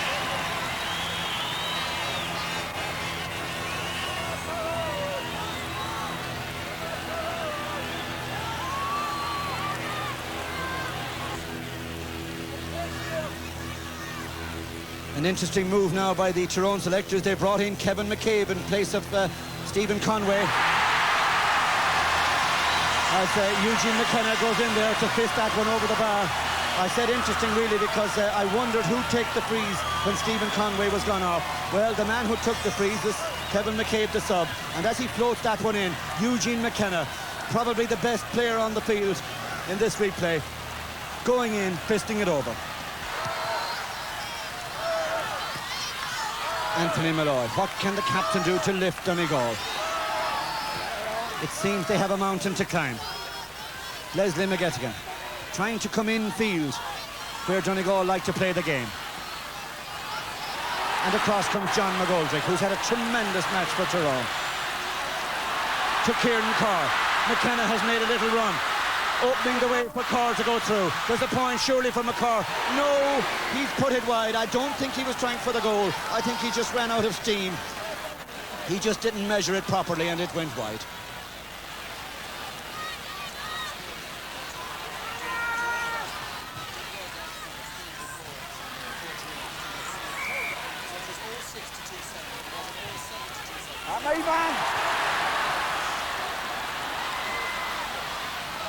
Tyrone drive forward again. John McGoldrick. I really like the play of this fellow in the 2 matches that I've seen him in this season. He just got a little push. He should surely have got a free. Well, Donegal are so far behind. The referee gives them the sympathy vote on that occasion.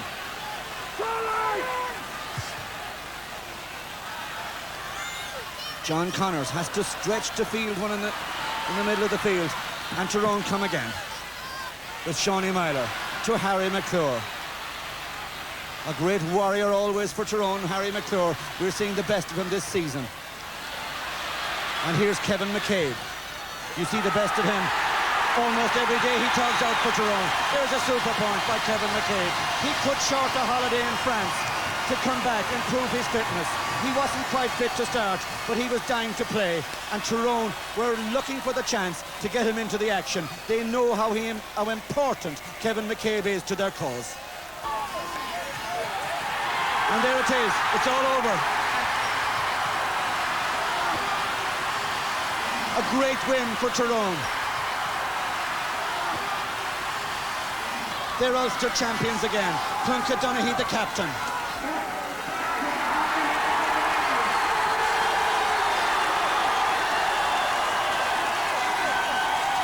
Well, whatever about that, the inhabitants of the famous Vantage Point are back where they feel they belong, on the famous Hill 16 today. Thousands of Dublin supporters today and in the past, and no doubt in the future, will have it to say, I watched our heroes from Hill 16. And the whole of Roscommon practically on the goal line, dancing up and down. Fitzmaurice. And that's the equaliser, and the referee blows the whistle, and the match goes to a half an hour of extra time. Hello and welcome to our last Sunday game for the month of July. Well, it's been a month in which we've seen Tipperary recrown the champions of Munster hurling, with Cork achieving the same in football. The Ulster football title went to Tyrone, while in Leinster there was a famous victory for Offaly's hurlers. So then, that left 2 provincial titles to be decided today. The Leinster Football Decider and that Connacht replay at Dr. Hyde Park in Roscommon. Well, both games coming up in the Sunday game tonight. But first, let me introduce our special guest. And it's a return to the Sunday game for Jack O'Shea. Well, I'm afraid it'll be a quiet summer for Jacko after Kerry's defeat last Sunday. But we put him to work this afternoon at Croke Park. We'll be hearing from Jacko later. But right now, let's hear from Anne Casson, who's got the other headlines of the day in sport. Thank you, Michael, and hello to you. In golf, Ronan Rafferty was beaten in a marathon playoff in the Dutch Open. Cycling, Sean Kelly leads the World Cup table. Ireland draw with Lancashire in cricket. Ayrton Senna won the German Grand Prix. And 8 feet was cleared for the first time by a high jumper. Well, the Leinster football finals for the past 3 years have been tough, uncompromising affairs between Meath and Dublin. Usually very little in it, but always the edge in the end falling to Meath. Well, today, Dublin's fans return to Hill 16 for the 4th final in a row between the two counties. So could their side turn the tables this time, or would the experience of the reigning champions see them through? Well, that question was answered in a pulsating 70 minutes of football, and Jimmy McGee was there to commentate. O'Malley's free kick to Jerry McEntee. McEntee looks for Bernard Flynn. Flynn beats Sinnott. Makes the space. Feeds Colin O'Rourke. Here's a chance for Meath. Good point. Good football by a good footballer. Bernard Flynn was the creator. Great piece of play by Flynn and good finish by O'Rourke.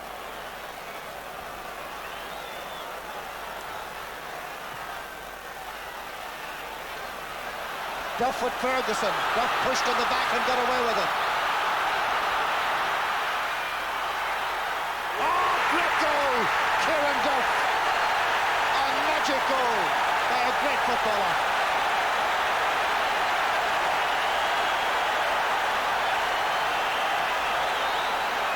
Duff making the incision, leaving Terry Ferguson in his wake. Nobody came to challenge him early enough. Duff went through. What about that for finish, huh? Paul Kern is doing a roving commission. Barney Rock's playing right corner forward, and Vincent Murphy's playing left half forward in the Dublin team. This is Martin O'Connell for me. PJ Gillick. Unmarked Bernard Flynn, chance of a score. And Bernard Flynn obliges, and Meath and Dublin are level. Flynn having a superb first quarter of an hour.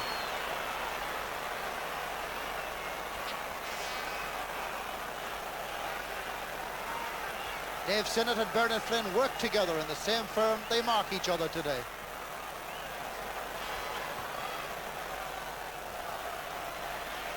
That's Vincent Murphy with an Australian rules type jump. To Tommy Carr. Straight duel between McNally and Harnan. And Harnan did well. Not well enough for the referee's liking though. And the Meath supporters don't like it either. That's one part of the game, but back about 70 yards, it's a free for Dublin.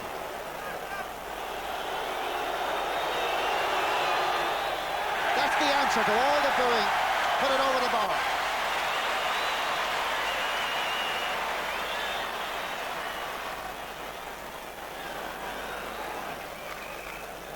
Ten minutes to half-time. Dublin lead by a point. Liam Hayes for Meath. Down between Bernard Flynn and Michael Deegan. And this time the defender wins the duel. Keith Barr for Dublin. Terry Ferguson reading the situation and doing very well.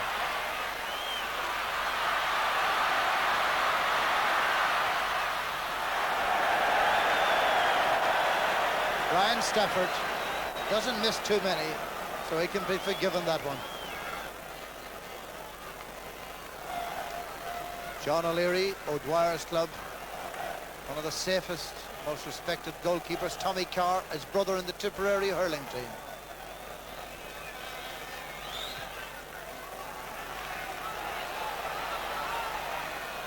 Good jumping. Here is Tommy Carr. Joe McNally. Joe McNally in the path of Barney Rock. Dublin score on. And Barney obliges. Joe McNally did extremely well then. He knew if he caught that ball, Liam Harnell would be on him like a ton of bricks. So he flicked it aside. Barney was reading it. And now the scoreboard keeper's reading it.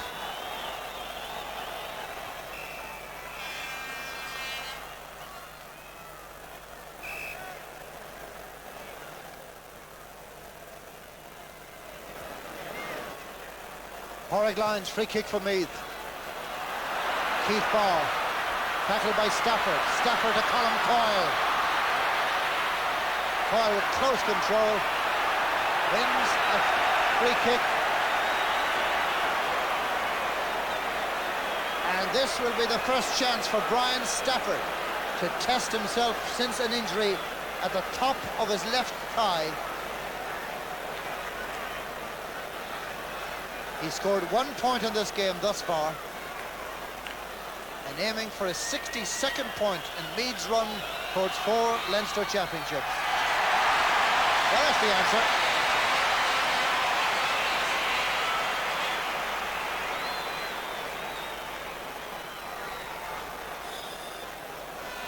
Eamon Heary, John O'Leary.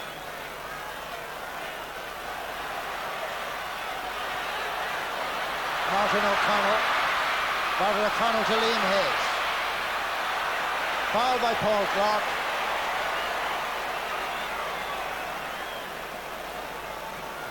And Stafford will try from the 45-metre line. Well, when he steals a little bit, it won't be quite that. Make it 44 metres. Mick Deegan and Bernard Flynn doing all the hopping and trotting. Lynn's done a lot of good work off the ball, mind you, so that's not just a flash in the pan you're seeing. Here's Brian Stafford. It's beautiful to see a confident kicker in action. He's got 3 points for Meath, Barney Rock's got 3 points for Dublin, and you won't find better exponents of the dead ball than those two.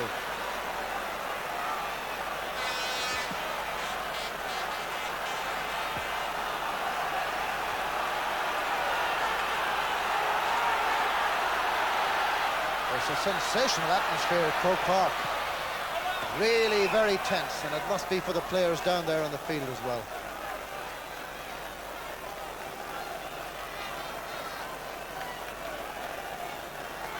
Sideline ball, Eamon Heary.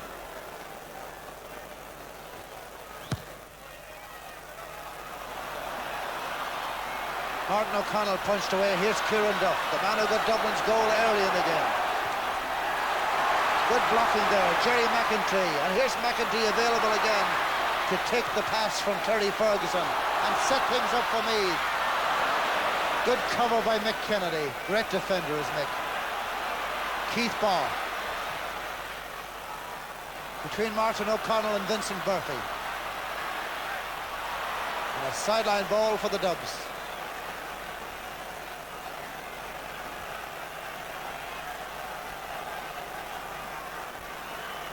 Vincent Murphy, Martin O'Connell in your picture. And out of the ball, Barney Rock. Now for a right-footed kicker from that sort of angle, it would suggest a centre.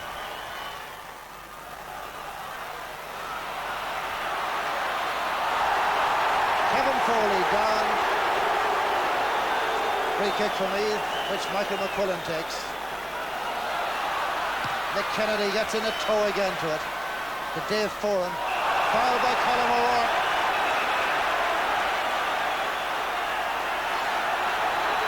And the lecture is pretty obvious, and the reasons were even more so. Here's a chance to look at it again. You'll see that Dave Foran was the ball, and O'Rourke, yes, he left the leg in a little. That's Vinnie Murphy looking there, grimacing as the ball comes in between himself and Martin O'Connell. O'Connell gets the fist. Here's Kieran Duff. Over the ball, but Duff was kicking goal. And that ball came to Kieran Duff. There was no doubt about his intentions. He hit it with ferocity.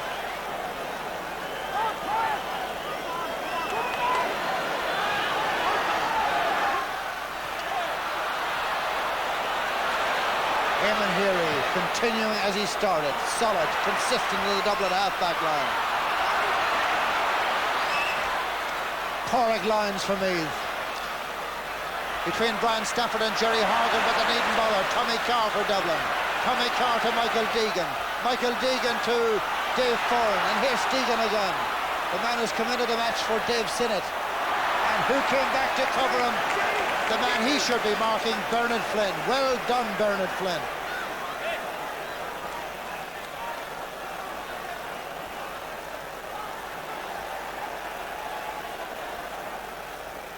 It's a terrific contest and maybe not the most flowing open football game, but what do you expect in a Leinster final? Eamon Healy.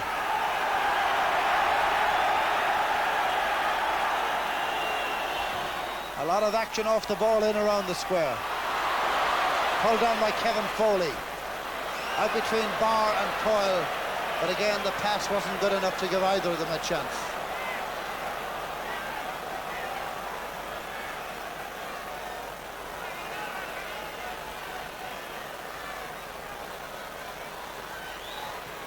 Barr's sideline kick, and a good one it is too. The smoke from the hill, and the flick in there. Murphy's on it again for the Dubs. Trying to get inside, trying to find someone to throw a leg at it. And would you believe it, still hanging about, but finally goes over the bar. Eddie Murphy in the thick of things and the thick of the smoke as well.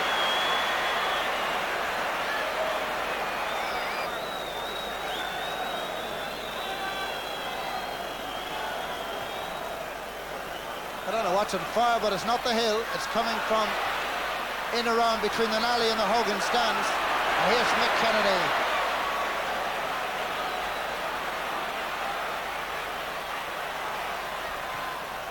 Paul Clark. Martin O'Connell. And it wouldn't hold for Colin O'Rourke. It does at the second attempt. He runs into Paul Clark, wins a free kick.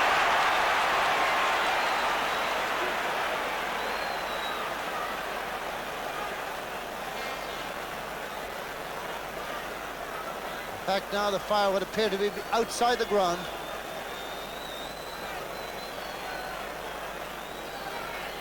Brian Stafford shapes up to his 4th point of the match. No sooner said than done.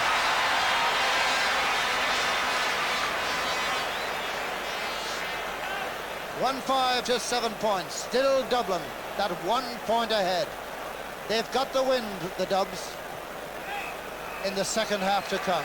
And the second half will be the next action you'll see as they go in at half-time.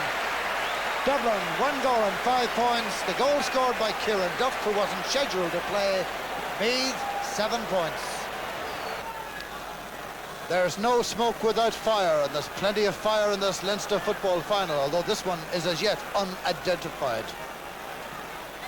That's just at the back of the Nally stand, but over on the hill, all for the moment is quiet and content as the Dubs lead by a point.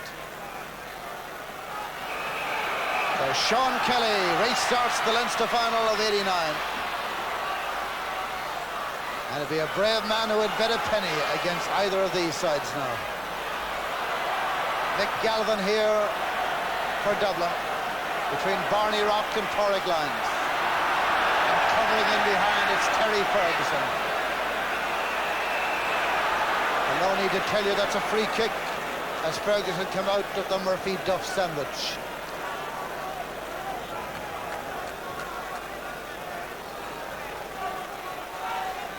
Terry Ferguson, his father won an All-Ireland with Dublin. Great fetch by Paul Clark, right over the head of the high-leaping Liam Hayes.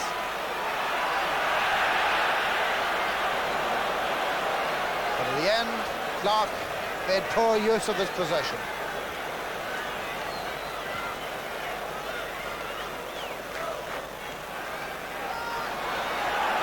Jerry McEntee, the breaking ball between Joe Castle and Tommy Carr. And that could be quite a duel for the next 29 minutes or whatever's left of this game. Number 5 is Keith Barr, plays his football with the Erin's Isle club. out in the Finglas direction. First championship season with the Dublin seniors.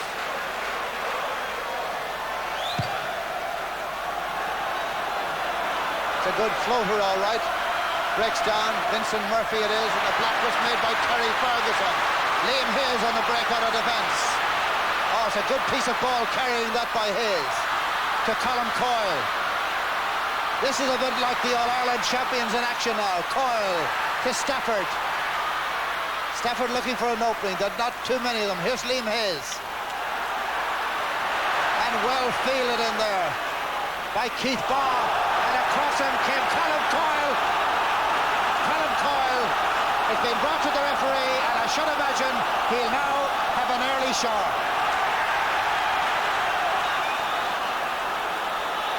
Jerry McEntee trying to intervene, and if the referee looks, he'll find the name of Colm Coyle there already, and that's it, he's off.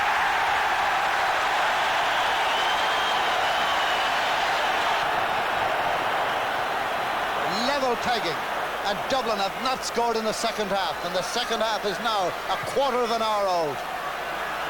Keith Barr into Joe McNally. Michael McQuillan grabs for it as McNally came in again, and Bob O'Malley was the Meath defender there.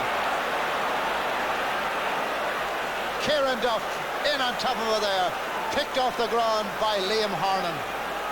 McNally turned on the ball, got the chance, hit it. McQuillan grabbed for it. Duff was the Dublin player coming in. O'Malley was the Meath defender. Great stuff. And here's Barney Rock to take the 45. And look for Dublin's first score of the second half. That's precisely what he does. Barney has scored 4 points. Brian Stafford has scored 4 points. But Kieran Duff is the top scorer with a goal and 2. Anto McCall is warming up on the sideline for Dublin. Alan McNally too.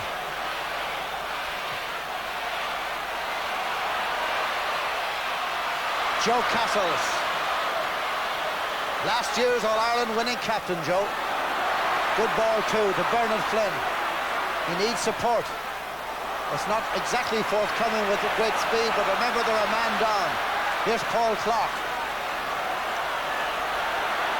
Barney Rock, but Martin O'Connell, awaiting the outcome, gets his reward. Terry Ferguson. Mick Kennedy, who's had a great match in Colm O'Rourke. Adjustment of the ball there by Kennedy, got away with it. Tommy Carr, Keith Barr, Kieran Duff.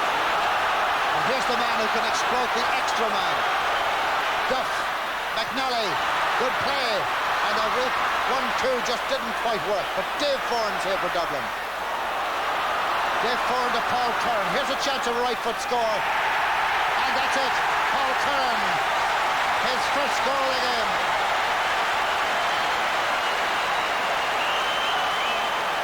And the Dubs edge 2 points in front.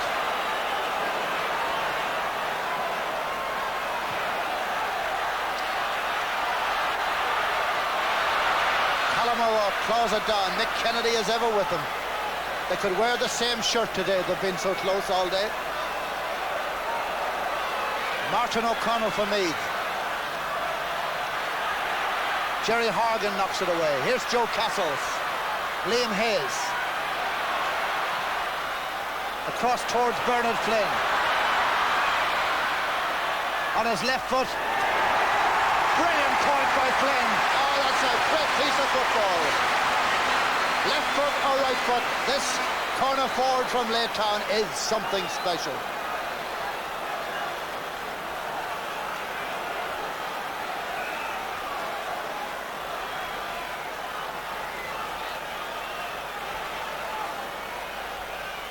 Two points separate two great sides. Keith Barr for Dublin. Eamon Heary. Joe Castles comes back at him. And Heary threw the ball, and they're not allowed to do that. Meath supporters will be anxiously looking at the watches. There's 13 minutes to go as Colm O'Rourke tries to get away from Mick Kennedy. No free kick for Colm as Tommy Carr clears for Dublin to Vinnie Murphy.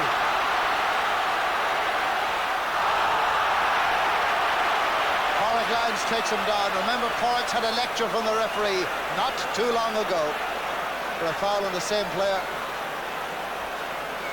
And Barney Rock on the 45-metre line or thereabouts to try to put Dublin 3 points ahead.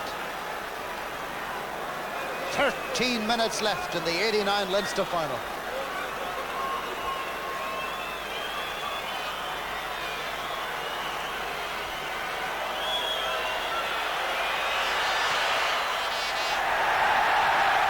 Dublin, 1 goal and 9 points. Meath, no goals and 9 points.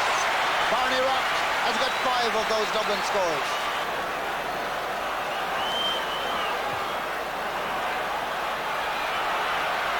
Paul Clark reaches. Dublin are making good use of this extra man.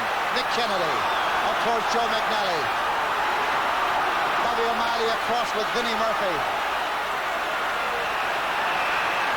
And one more time O'Malley did well. We've come to expect it of the man now. Cork Lions back to his keeper, Michael McQuillan. He to Joe Castles. Joe Castles to Colm O'Rourke. O'Rourke to PJ Gillick. Gillick to McEntee. McEntee to Hayes. Looking for a path to goal. He gets a goal every season of spectacular variety. But Dublin are not about to let him through for a free kick. Brian Stafford. Oh, a goal was yawning in front of Stafford that time. A superb piece of football by Liam Hayes set it up. Brian Stafford will know better than any journalist or commentator that should have been in the rigging. Liam Hayes did all the work. A powerful incision by Hayes. Mick Kennedy was the final man to stop him in his path. He played the perfect ball to Stafford over the top.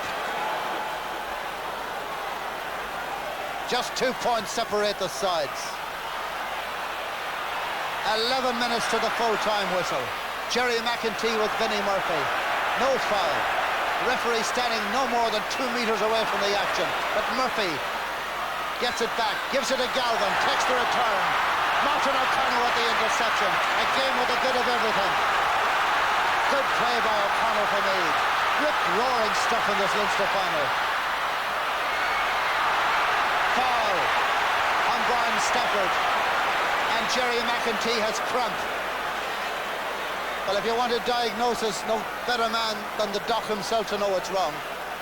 That's Jerry McCall, the Dublin manager. Can hardly stand the tension of it all. Jerry McEntee is okay. Limps away.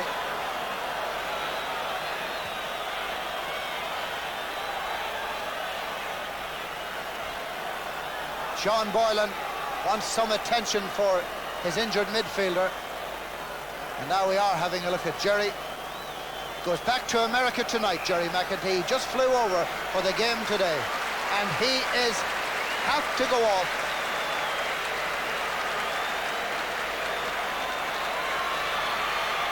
He has to go off, and it looks like Matty McCabe is coming into the Meath team. It is indeed, Matty McCabe. It's a long one, this, for Stafford. 48 metres from the Dublin goal.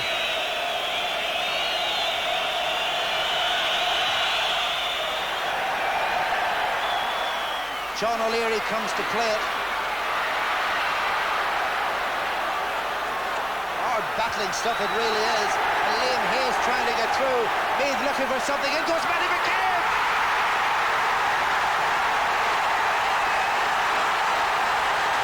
Super sub McCabe. But when Meath are looking back on this, they'll thank the big man Liam Hayes, who battled like an all-black forward. Look at the work that Hayes did. He was going to hold on for dear life, and McCabe with the finish. Meath, incredibly, again with a man short, are leading by a point. There's a man the Royal County. Look at him.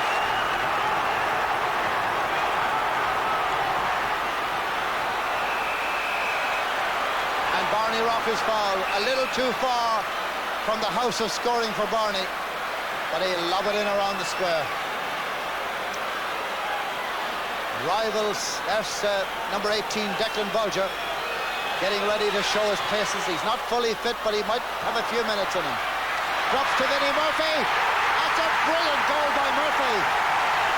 That's a goal of quality on the outside of his right boot. When other avenues to goal looked to be shut off from, the youngster from Trinity Gales came good. It was Barney Rock's free kick.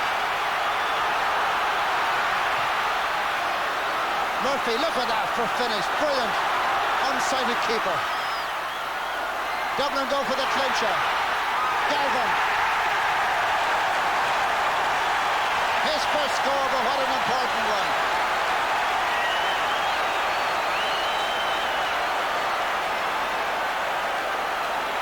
.210 to 110. From suddenly Meath in front, it's Dublin a goal to the good. But here's a man who inspired Meath when they were down before, the mighty Hayes from Screen. Oh, it was a brilliant goal by Vinnie Murphy for Dublin. Jerry Horgan gets a claw to it. Mick Kennedy, Kennedy to Carr. Up to Joe McNally. McNally goes for a score and gets it. What a score by Joe McNally, his first of the game, but he won't mind waiting until 3 minutes from the end to get it. It puts his county 4 points to the good. And surely now, Meath have said goodbye to Sam. Eamon Heary holds on over Kerry's. Or can one afford to write off Meath yet? Personally, I wouldn't. Torrig Lyons. Knocked down by P.J. Gillick. Here's Tommy Carr. Had a tremendous game at centre half back. Paul Curran for Dublin. Martin O'Connell with Vinnie Murphy. Well held O'Connell. Fouled. Free kick.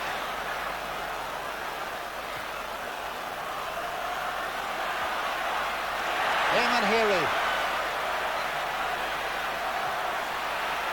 2-11-1-10. The Dubs in front. The champions on the rack. Kevin Foley. Matty McCabe won't make it. The pass never really gave him a chance. 2 minutes left.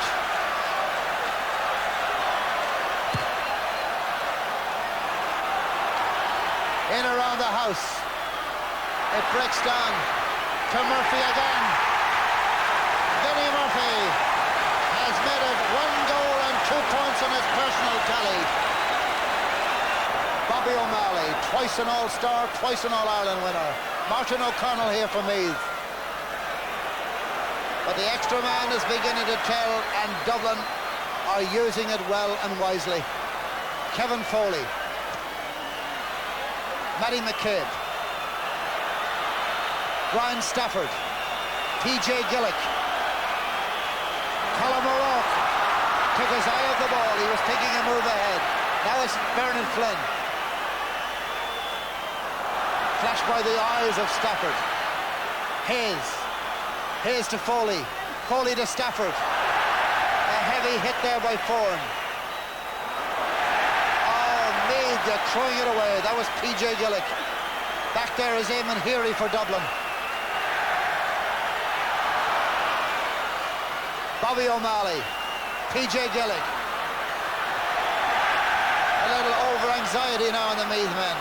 The game isn't time added on as Joe Castles takes it up for Meath. Colin O'Rourke goes for it.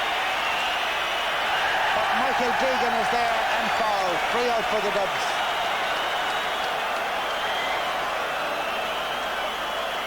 And it's all over.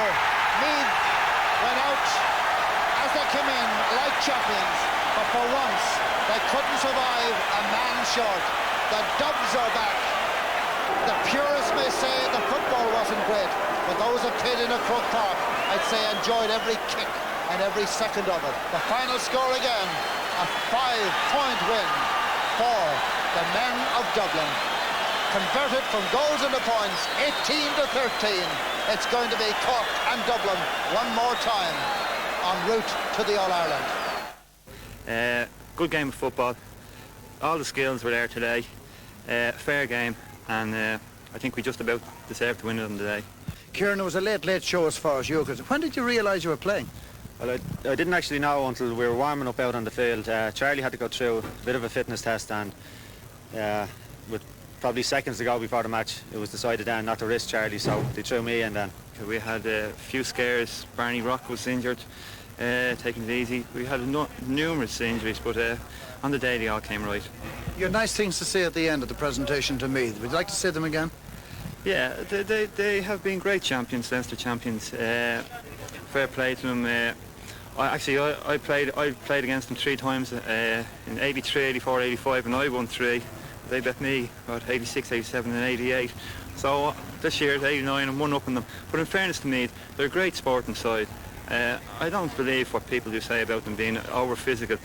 It's always physical between Dublin and Meath, but not to the extent where people write about it in the paper. I found today's game fair and I enjoyed it.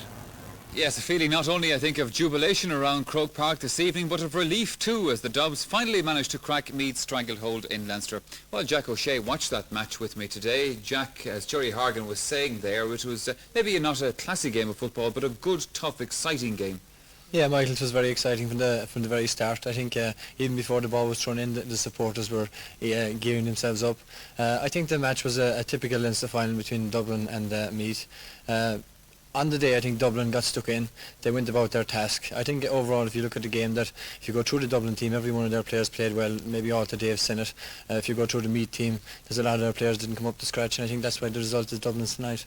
Well, it's been a great few years for Meath. Leinster titles, 2 All-Ireland titles, but of course that was all lost today. Now, going into this game, the big talking point from a Meath point of view was Mick Lyons not being there, and certainly the Meath defence seemed to suffer on that.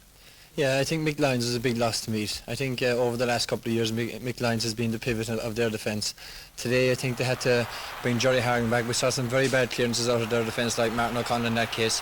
He didn't give David Biggie any real chance of getting that ball. There was a lot of uncertainty about the Meath play. Nearly all of their quick frees went astray. Dublin intercepted most of their quick frees. Every time Meath got possession today, they gave the ball away very simply again to Dublin. Here we have another instance. Dave Foran with the ball. He drives the ball in, a hopeless ball probably into the corner. Liam Harnan collects. Yeah. Comes out and actually just missed the end of that one there, but he came out to and he passed the ball back to Dave Foran again. Exactly, yeah. No, there were 2 goals, there were 3 goals in the match, but there were 2 goals in the match that, well, let's say there was a question mark over. Now, one of them was Kieran Duff's goal. Now, this was really a marvellous goal, and I suppose it's almost churlish, Jack, to say anything critical about this goal if we have a look at it again. A fabulous one, not unlike Ambrose Donovan's goal scored last week in the Munster final, a real cracker to the roof of the net. But there was a question about the steps he took, and you've been counting them. Yeah, Kieran here does tremendous well. It's a tremendous goal, but I think just before he kicks the ball, he actually kicks it on the 8th step, and we just see there on the clip Robbie O'Malley complaining to the referee about the steps. But having said that, I think here again the Meath goal, Liam Hayes went down here, picked the ball cleanly off the ground, got up, I think barged through, which would be free out. It could be a penalty, it could have been lots of things. Don't ask me how the ball came back into play again, and the Meath, so I don't think there's any cribs of those 2 goals. Sure. Having a look at that one again, there was a mishmash of frees as far as I could see here. They could go either way. John O'Leary definitely seemed to jump over Liam. Liam picked the ball foul off the ground in the middle of all that. Could have been a penalty there, and eventually, as you said, somehow it magically arrived out to Matty McCabe, so you can make your own minds up about that one. Yeah, right, Jack, who did you pick as your man of the match from this? Well, it was a very tough decision because all the Dublin players played tremendously well. I think their 3 half-backs were the stronghold in their team. I picked Tommy Carr. I thought he was tremendous throughout. One thing that stood out to me today, when Kyle was sent off, Tommy Carr was the extra man. And over the years we've seen the extra man go to waste. But today I think Tommy Carr did a tremendous job. He never left his position number 6. He was the extra man most of the second half, and he cleaned up everything. I give the man of the match to Tommy Carr. Good. Okay, Jack, thank you very much for the moment. Well, right now we're going to take a commercial break, but still to come, the Connacht football final replay between Mayo and Croke Park this afternoon, and that left just the Connacht Championship to be decided in the provinces this summer. Well, Mayo and Roscommon had a second go at sorting this one out today after last Sunday's exciting draw at Castlebar. This time the action moved to Dr. Hyde Park in Roscommon, where Ger Canning was the commentator. Well, the crowd had little enough to cheer about in the first half. With 20 minutes gone, apart from a succession of wides, the sides had only managed 3 points between them, as we join it Mayo lead by 2 points to 1. Donald Brady towards Paul Early. Roscommon looking for an equalising score. And the referee is going in, and I wonder what the signal is. Could it be a penalty? I think it is. It's a penalty. Now watch Paul Early going in. Was he held as that ball came across? Peter Ford jumping with Early. Was there a little nudge? The fullback was there first. Must say I didn't really see anything. Perhaps he was held there, yes. Tony McManus is going to be the taker of the penalty.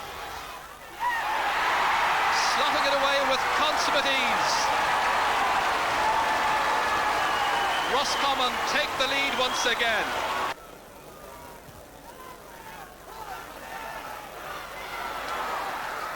Taken by Liam McHale. Ball inside to Ray Dempsey with Matthew Riley. Still Dempsey, the 19-year-old. Frank Noonan in advanced spot right on the end line. Durkin, brilliant goal! Oh, a super goal by Noel Durkin. 4 minutes after the Roscommon penalty goal. Dempsey fed it inside to Frank Noon. Look where the number 5 was. Lovely flick back. And watch for Durkin coming in at around 50 miles an hour and a crashing drive to the back of the net. Oh, we've seen some cracking goals on the Sunday game tonight. Well, they matched each other, wide for wide and score for score after that. Well, it was a goal and 4 points each at half-time. And really, well, things didn't improve much early in the second half, with the marksmanship leaving a lot to be desired. So we pick it up again then with 20 minutes to go, and it's 1-6 to 1-5 for Mayo. McStay can put 2 points between the teams 14 minutes into the second half if he slots this one over. A bit further out than the last one he hit. Kept in play, however. Down to Jimmy Burke, and that's over. Jimmy Burke is off the mark. McStay struck it beautifully across to the far post. Watch for a tall leap in the air. One of the many tall Mayo players. Dempsey, I think it was, got it back, and Burke said thank you very much indeed. Sting going out of this Roscommon challenge just in the last 10 minutes. So many diagonal passes across field. The breeze definitely a factor, but experienced campaigners like we have out there should be able to produce a bit more entertainment. TJ Kilgallen drops it to Paul Early. Roscommon needing a score badly. Tony McManus. Oh, that's a good one. That's a goal and 2 points. Superb finishing.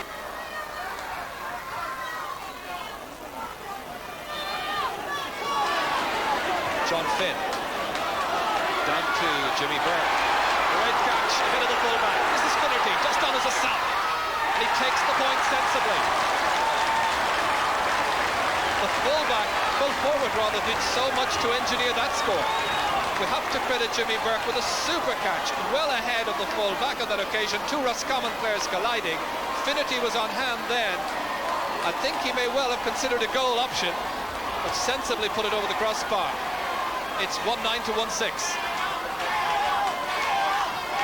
Kilgallen the taker. Here's Liam McHale looking up. Here's McStay. He's down injured a little while ago. That drops down from the clouds, and it's a lovely kick. McHale's second point. That might well seal it now for the champions. Mayo bidding to retain the title for the first time in 38 years. Free at the other end for some holding. And a little bit of descent makes it an even easier kick for Vincent Glennon. Roscommon with 2.5 minutes to go on my watch, although there may be some time added on. Glennon, I'm sure, will try to tap this one over. Just a goal between the teams. And remember, there would be extra time if the sides finish level. Gabriel Irwin, who keeps Eugene Lavin out of the starting 15 this afternoon, thanks to his fine performance last Sunday. Possession now vital for Roscommon. Glennon flicking it on. John Newton leading it to Junior McManus. Roscommon needing that valuable goal. And they've got another free. Time ticking away. They want to take it quickly. Michael Fitzmaurice being told to retreat back the 13 metres.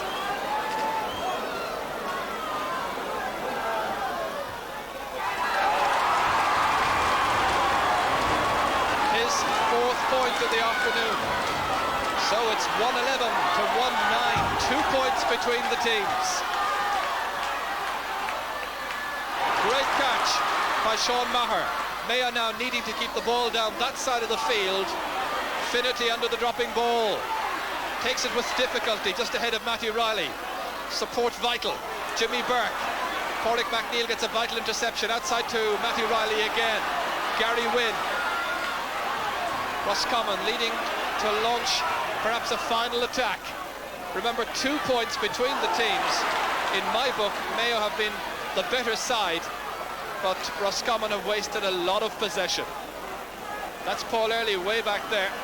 Free quickly taken by Gary Wynn to the unmarked Pádraig McNeill as Joey Connaughton. We're in injury time. Micheál Collins breaks it up. John Finn.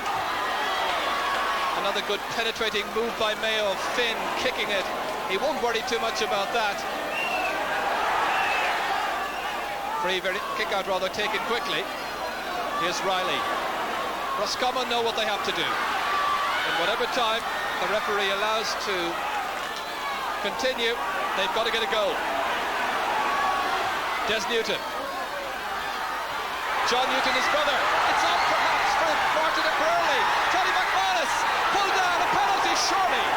The referee's gone in, but he hasn't blown the whistle. I thought that was a penalty, I must say. This was the incident. A lovely build-up with Paul Early involved. Spotting, slack marking. And Tony McManus, I have no hesitation, that was a penalty. Tony McManus, can he win this one for Roscommon? He's put it away! A second penalty goal by Tony McManus. 2 minutes into injury time. And the Roscommon fans can scarcely believe it.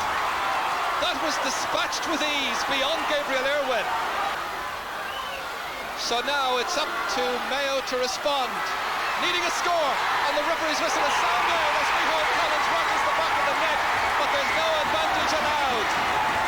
Mayo, who trail by a point, have themselves a free, and I think it would be no more than they deserve were they to at least get a draw from this and take the match into extra time. And the whole of Roscommon practically on the goal line, dancing up and down. Fitzmaurice, and that's the equaliser, and the referee blows the whistle, and the match goes to a half an hour of extra time.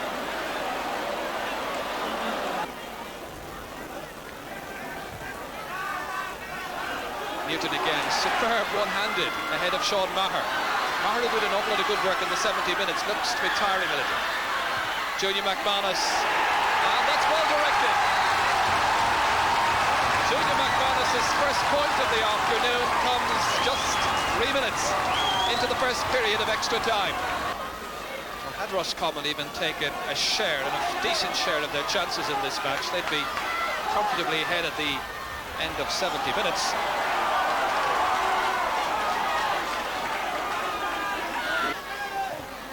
Paul Hickey. John Newton here. Holding up the challenge. Again, it's dreadfully wide. TJ Kilgallen, high challenge. Referee allows play to continue. This is John Newton. Now, can he finish a little better than the last couple of attacks? Yes, is the answer. And Roscommon lead by 2 points.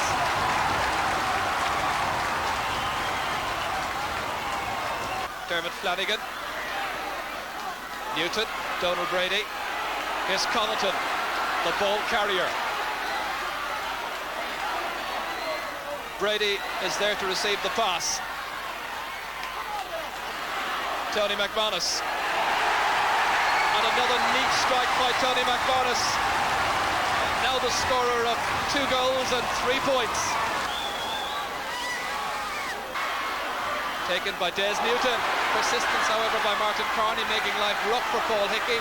Anthony Finnerty again. At one point in the second half. High, down, towards Willie Joe Padden. Backstay. Well wide of the target, following a good build-up. So many dreadful wides in this Connacht final.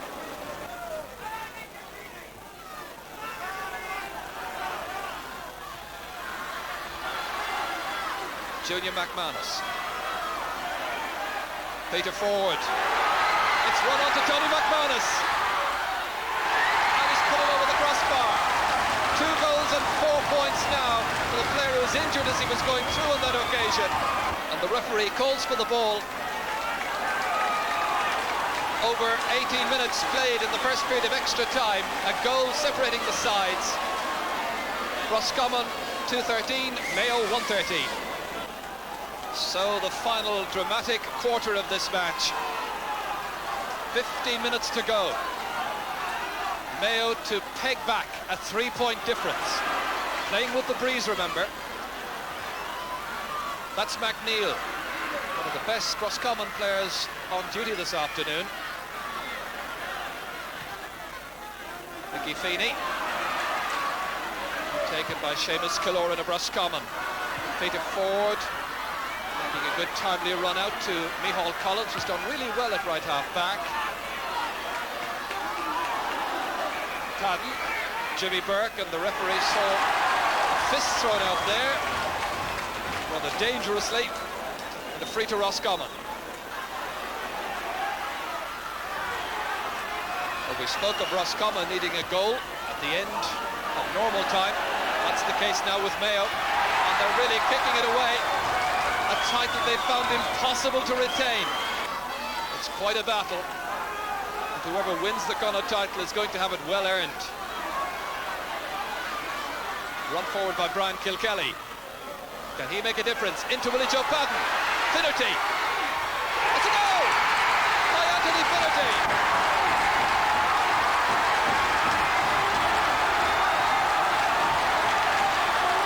Just what Mayo required. Kilkelly supplied the ammunition. Padden was there as well. It broke to Finnerty. He was being held, but he persisted, and that persistence paid off. Towards Willie Joe Padden. It breaks down to Michael Fitzmaurice. Can he get the winner here? It's high. Comes down. It's over the bar! Michael Fitzmaurice with his first point from play, his 5th of the afternoon, may well have sealed Mayo's Connacht Championship victory. And John Newton launching what might well be a last attack. That's Killoran towards Tony McManus. Mayo, I'm sure, with still thoughts of that goal that McManus got from a penalty near the very end of normal time. Sealing the route to goal. Brian Kilkelly ambitiously down to Finnerty, who can finish it off now here. This is McHale. That's Jimmy Burke. Oh, he's missed it. And it somehow goes over the goal. It's almost been the story of the afternoon. Mayo stumbling, stuttering, but somehow, with Jimmy Burke's rugged persistence, Mayo get themselves a 3rd goal for the afternoon. Fetched beautifully by Finnerty, added to McHale. Roscommon were weary and tired at the back, and Mayo have retained the title. Final score, Mayo 3-14, Roscommon 2-13. Well, it's been a long, hard struggle for Mayo in the West this summer, but they finally managed to hold on to their provincial title. Now, as for the man of the match in that game, well, actually, I can't tell you, because what with the extra time in it, we forgot to ask Gerard Canning who he picked. However, we'll let you know about that next week. Let me turn to Jack O'Shea again. Jack, Mayo and Tyrone then for the All-Ireland semi-final. How do you fancy that one going? Well, before now, I thought that Mayo would get to the All-Ireland final this year. I think, having looked at the highlights there, they weren't too impressive, I'd say, today. Tyrone seemed to be on a great run up north, so I think you're in for an intriguing match. I think Tyrone possibly might edge through with their experience of being in Croke Park 3 years ago in the All-Ireland final. Just might get through that one. What about the other one? Will the conquerors of Kerry make it through to the All-Ireland final once again against Dublin? I think Cork will have to up their performance a lot less on last week if they are to give Dublin a good go at it. I think on today's performance, Dublin were superb, and if they can repeat that, I would fancy Dublin to beat Cork. Well, Jack, the big news, of course, from down south this weekend was the announcement by Mick O'Dwyer that he's to retire as the Kerry manager. I'm sure yourself, as well as all the rest of us, a great admirer of Mick, not only as a manager but indeed as a player. Some 35 years serving Kerry. Yeah, it's sad news in everybody's ears, I say, in Gaelic scenes all over the country. Mick O'Dwyer was a father of football in Kerry. On behalf of all the players in Kerry, I would like to wish him the best in his retirement and say to him that he has put Kerry football up on the pedestal, and I think only for him that Kerry would not have won as many All-Irelands in the last number of years. So you're going to take over as manager yourself now? Well, I think there's a lot of names being thrown around down there. I think Paddy's looking for it down there, so it's up for grabs down there at the moment. All right, Jack O'Shea, thank you very much indeed. Well, now it's time to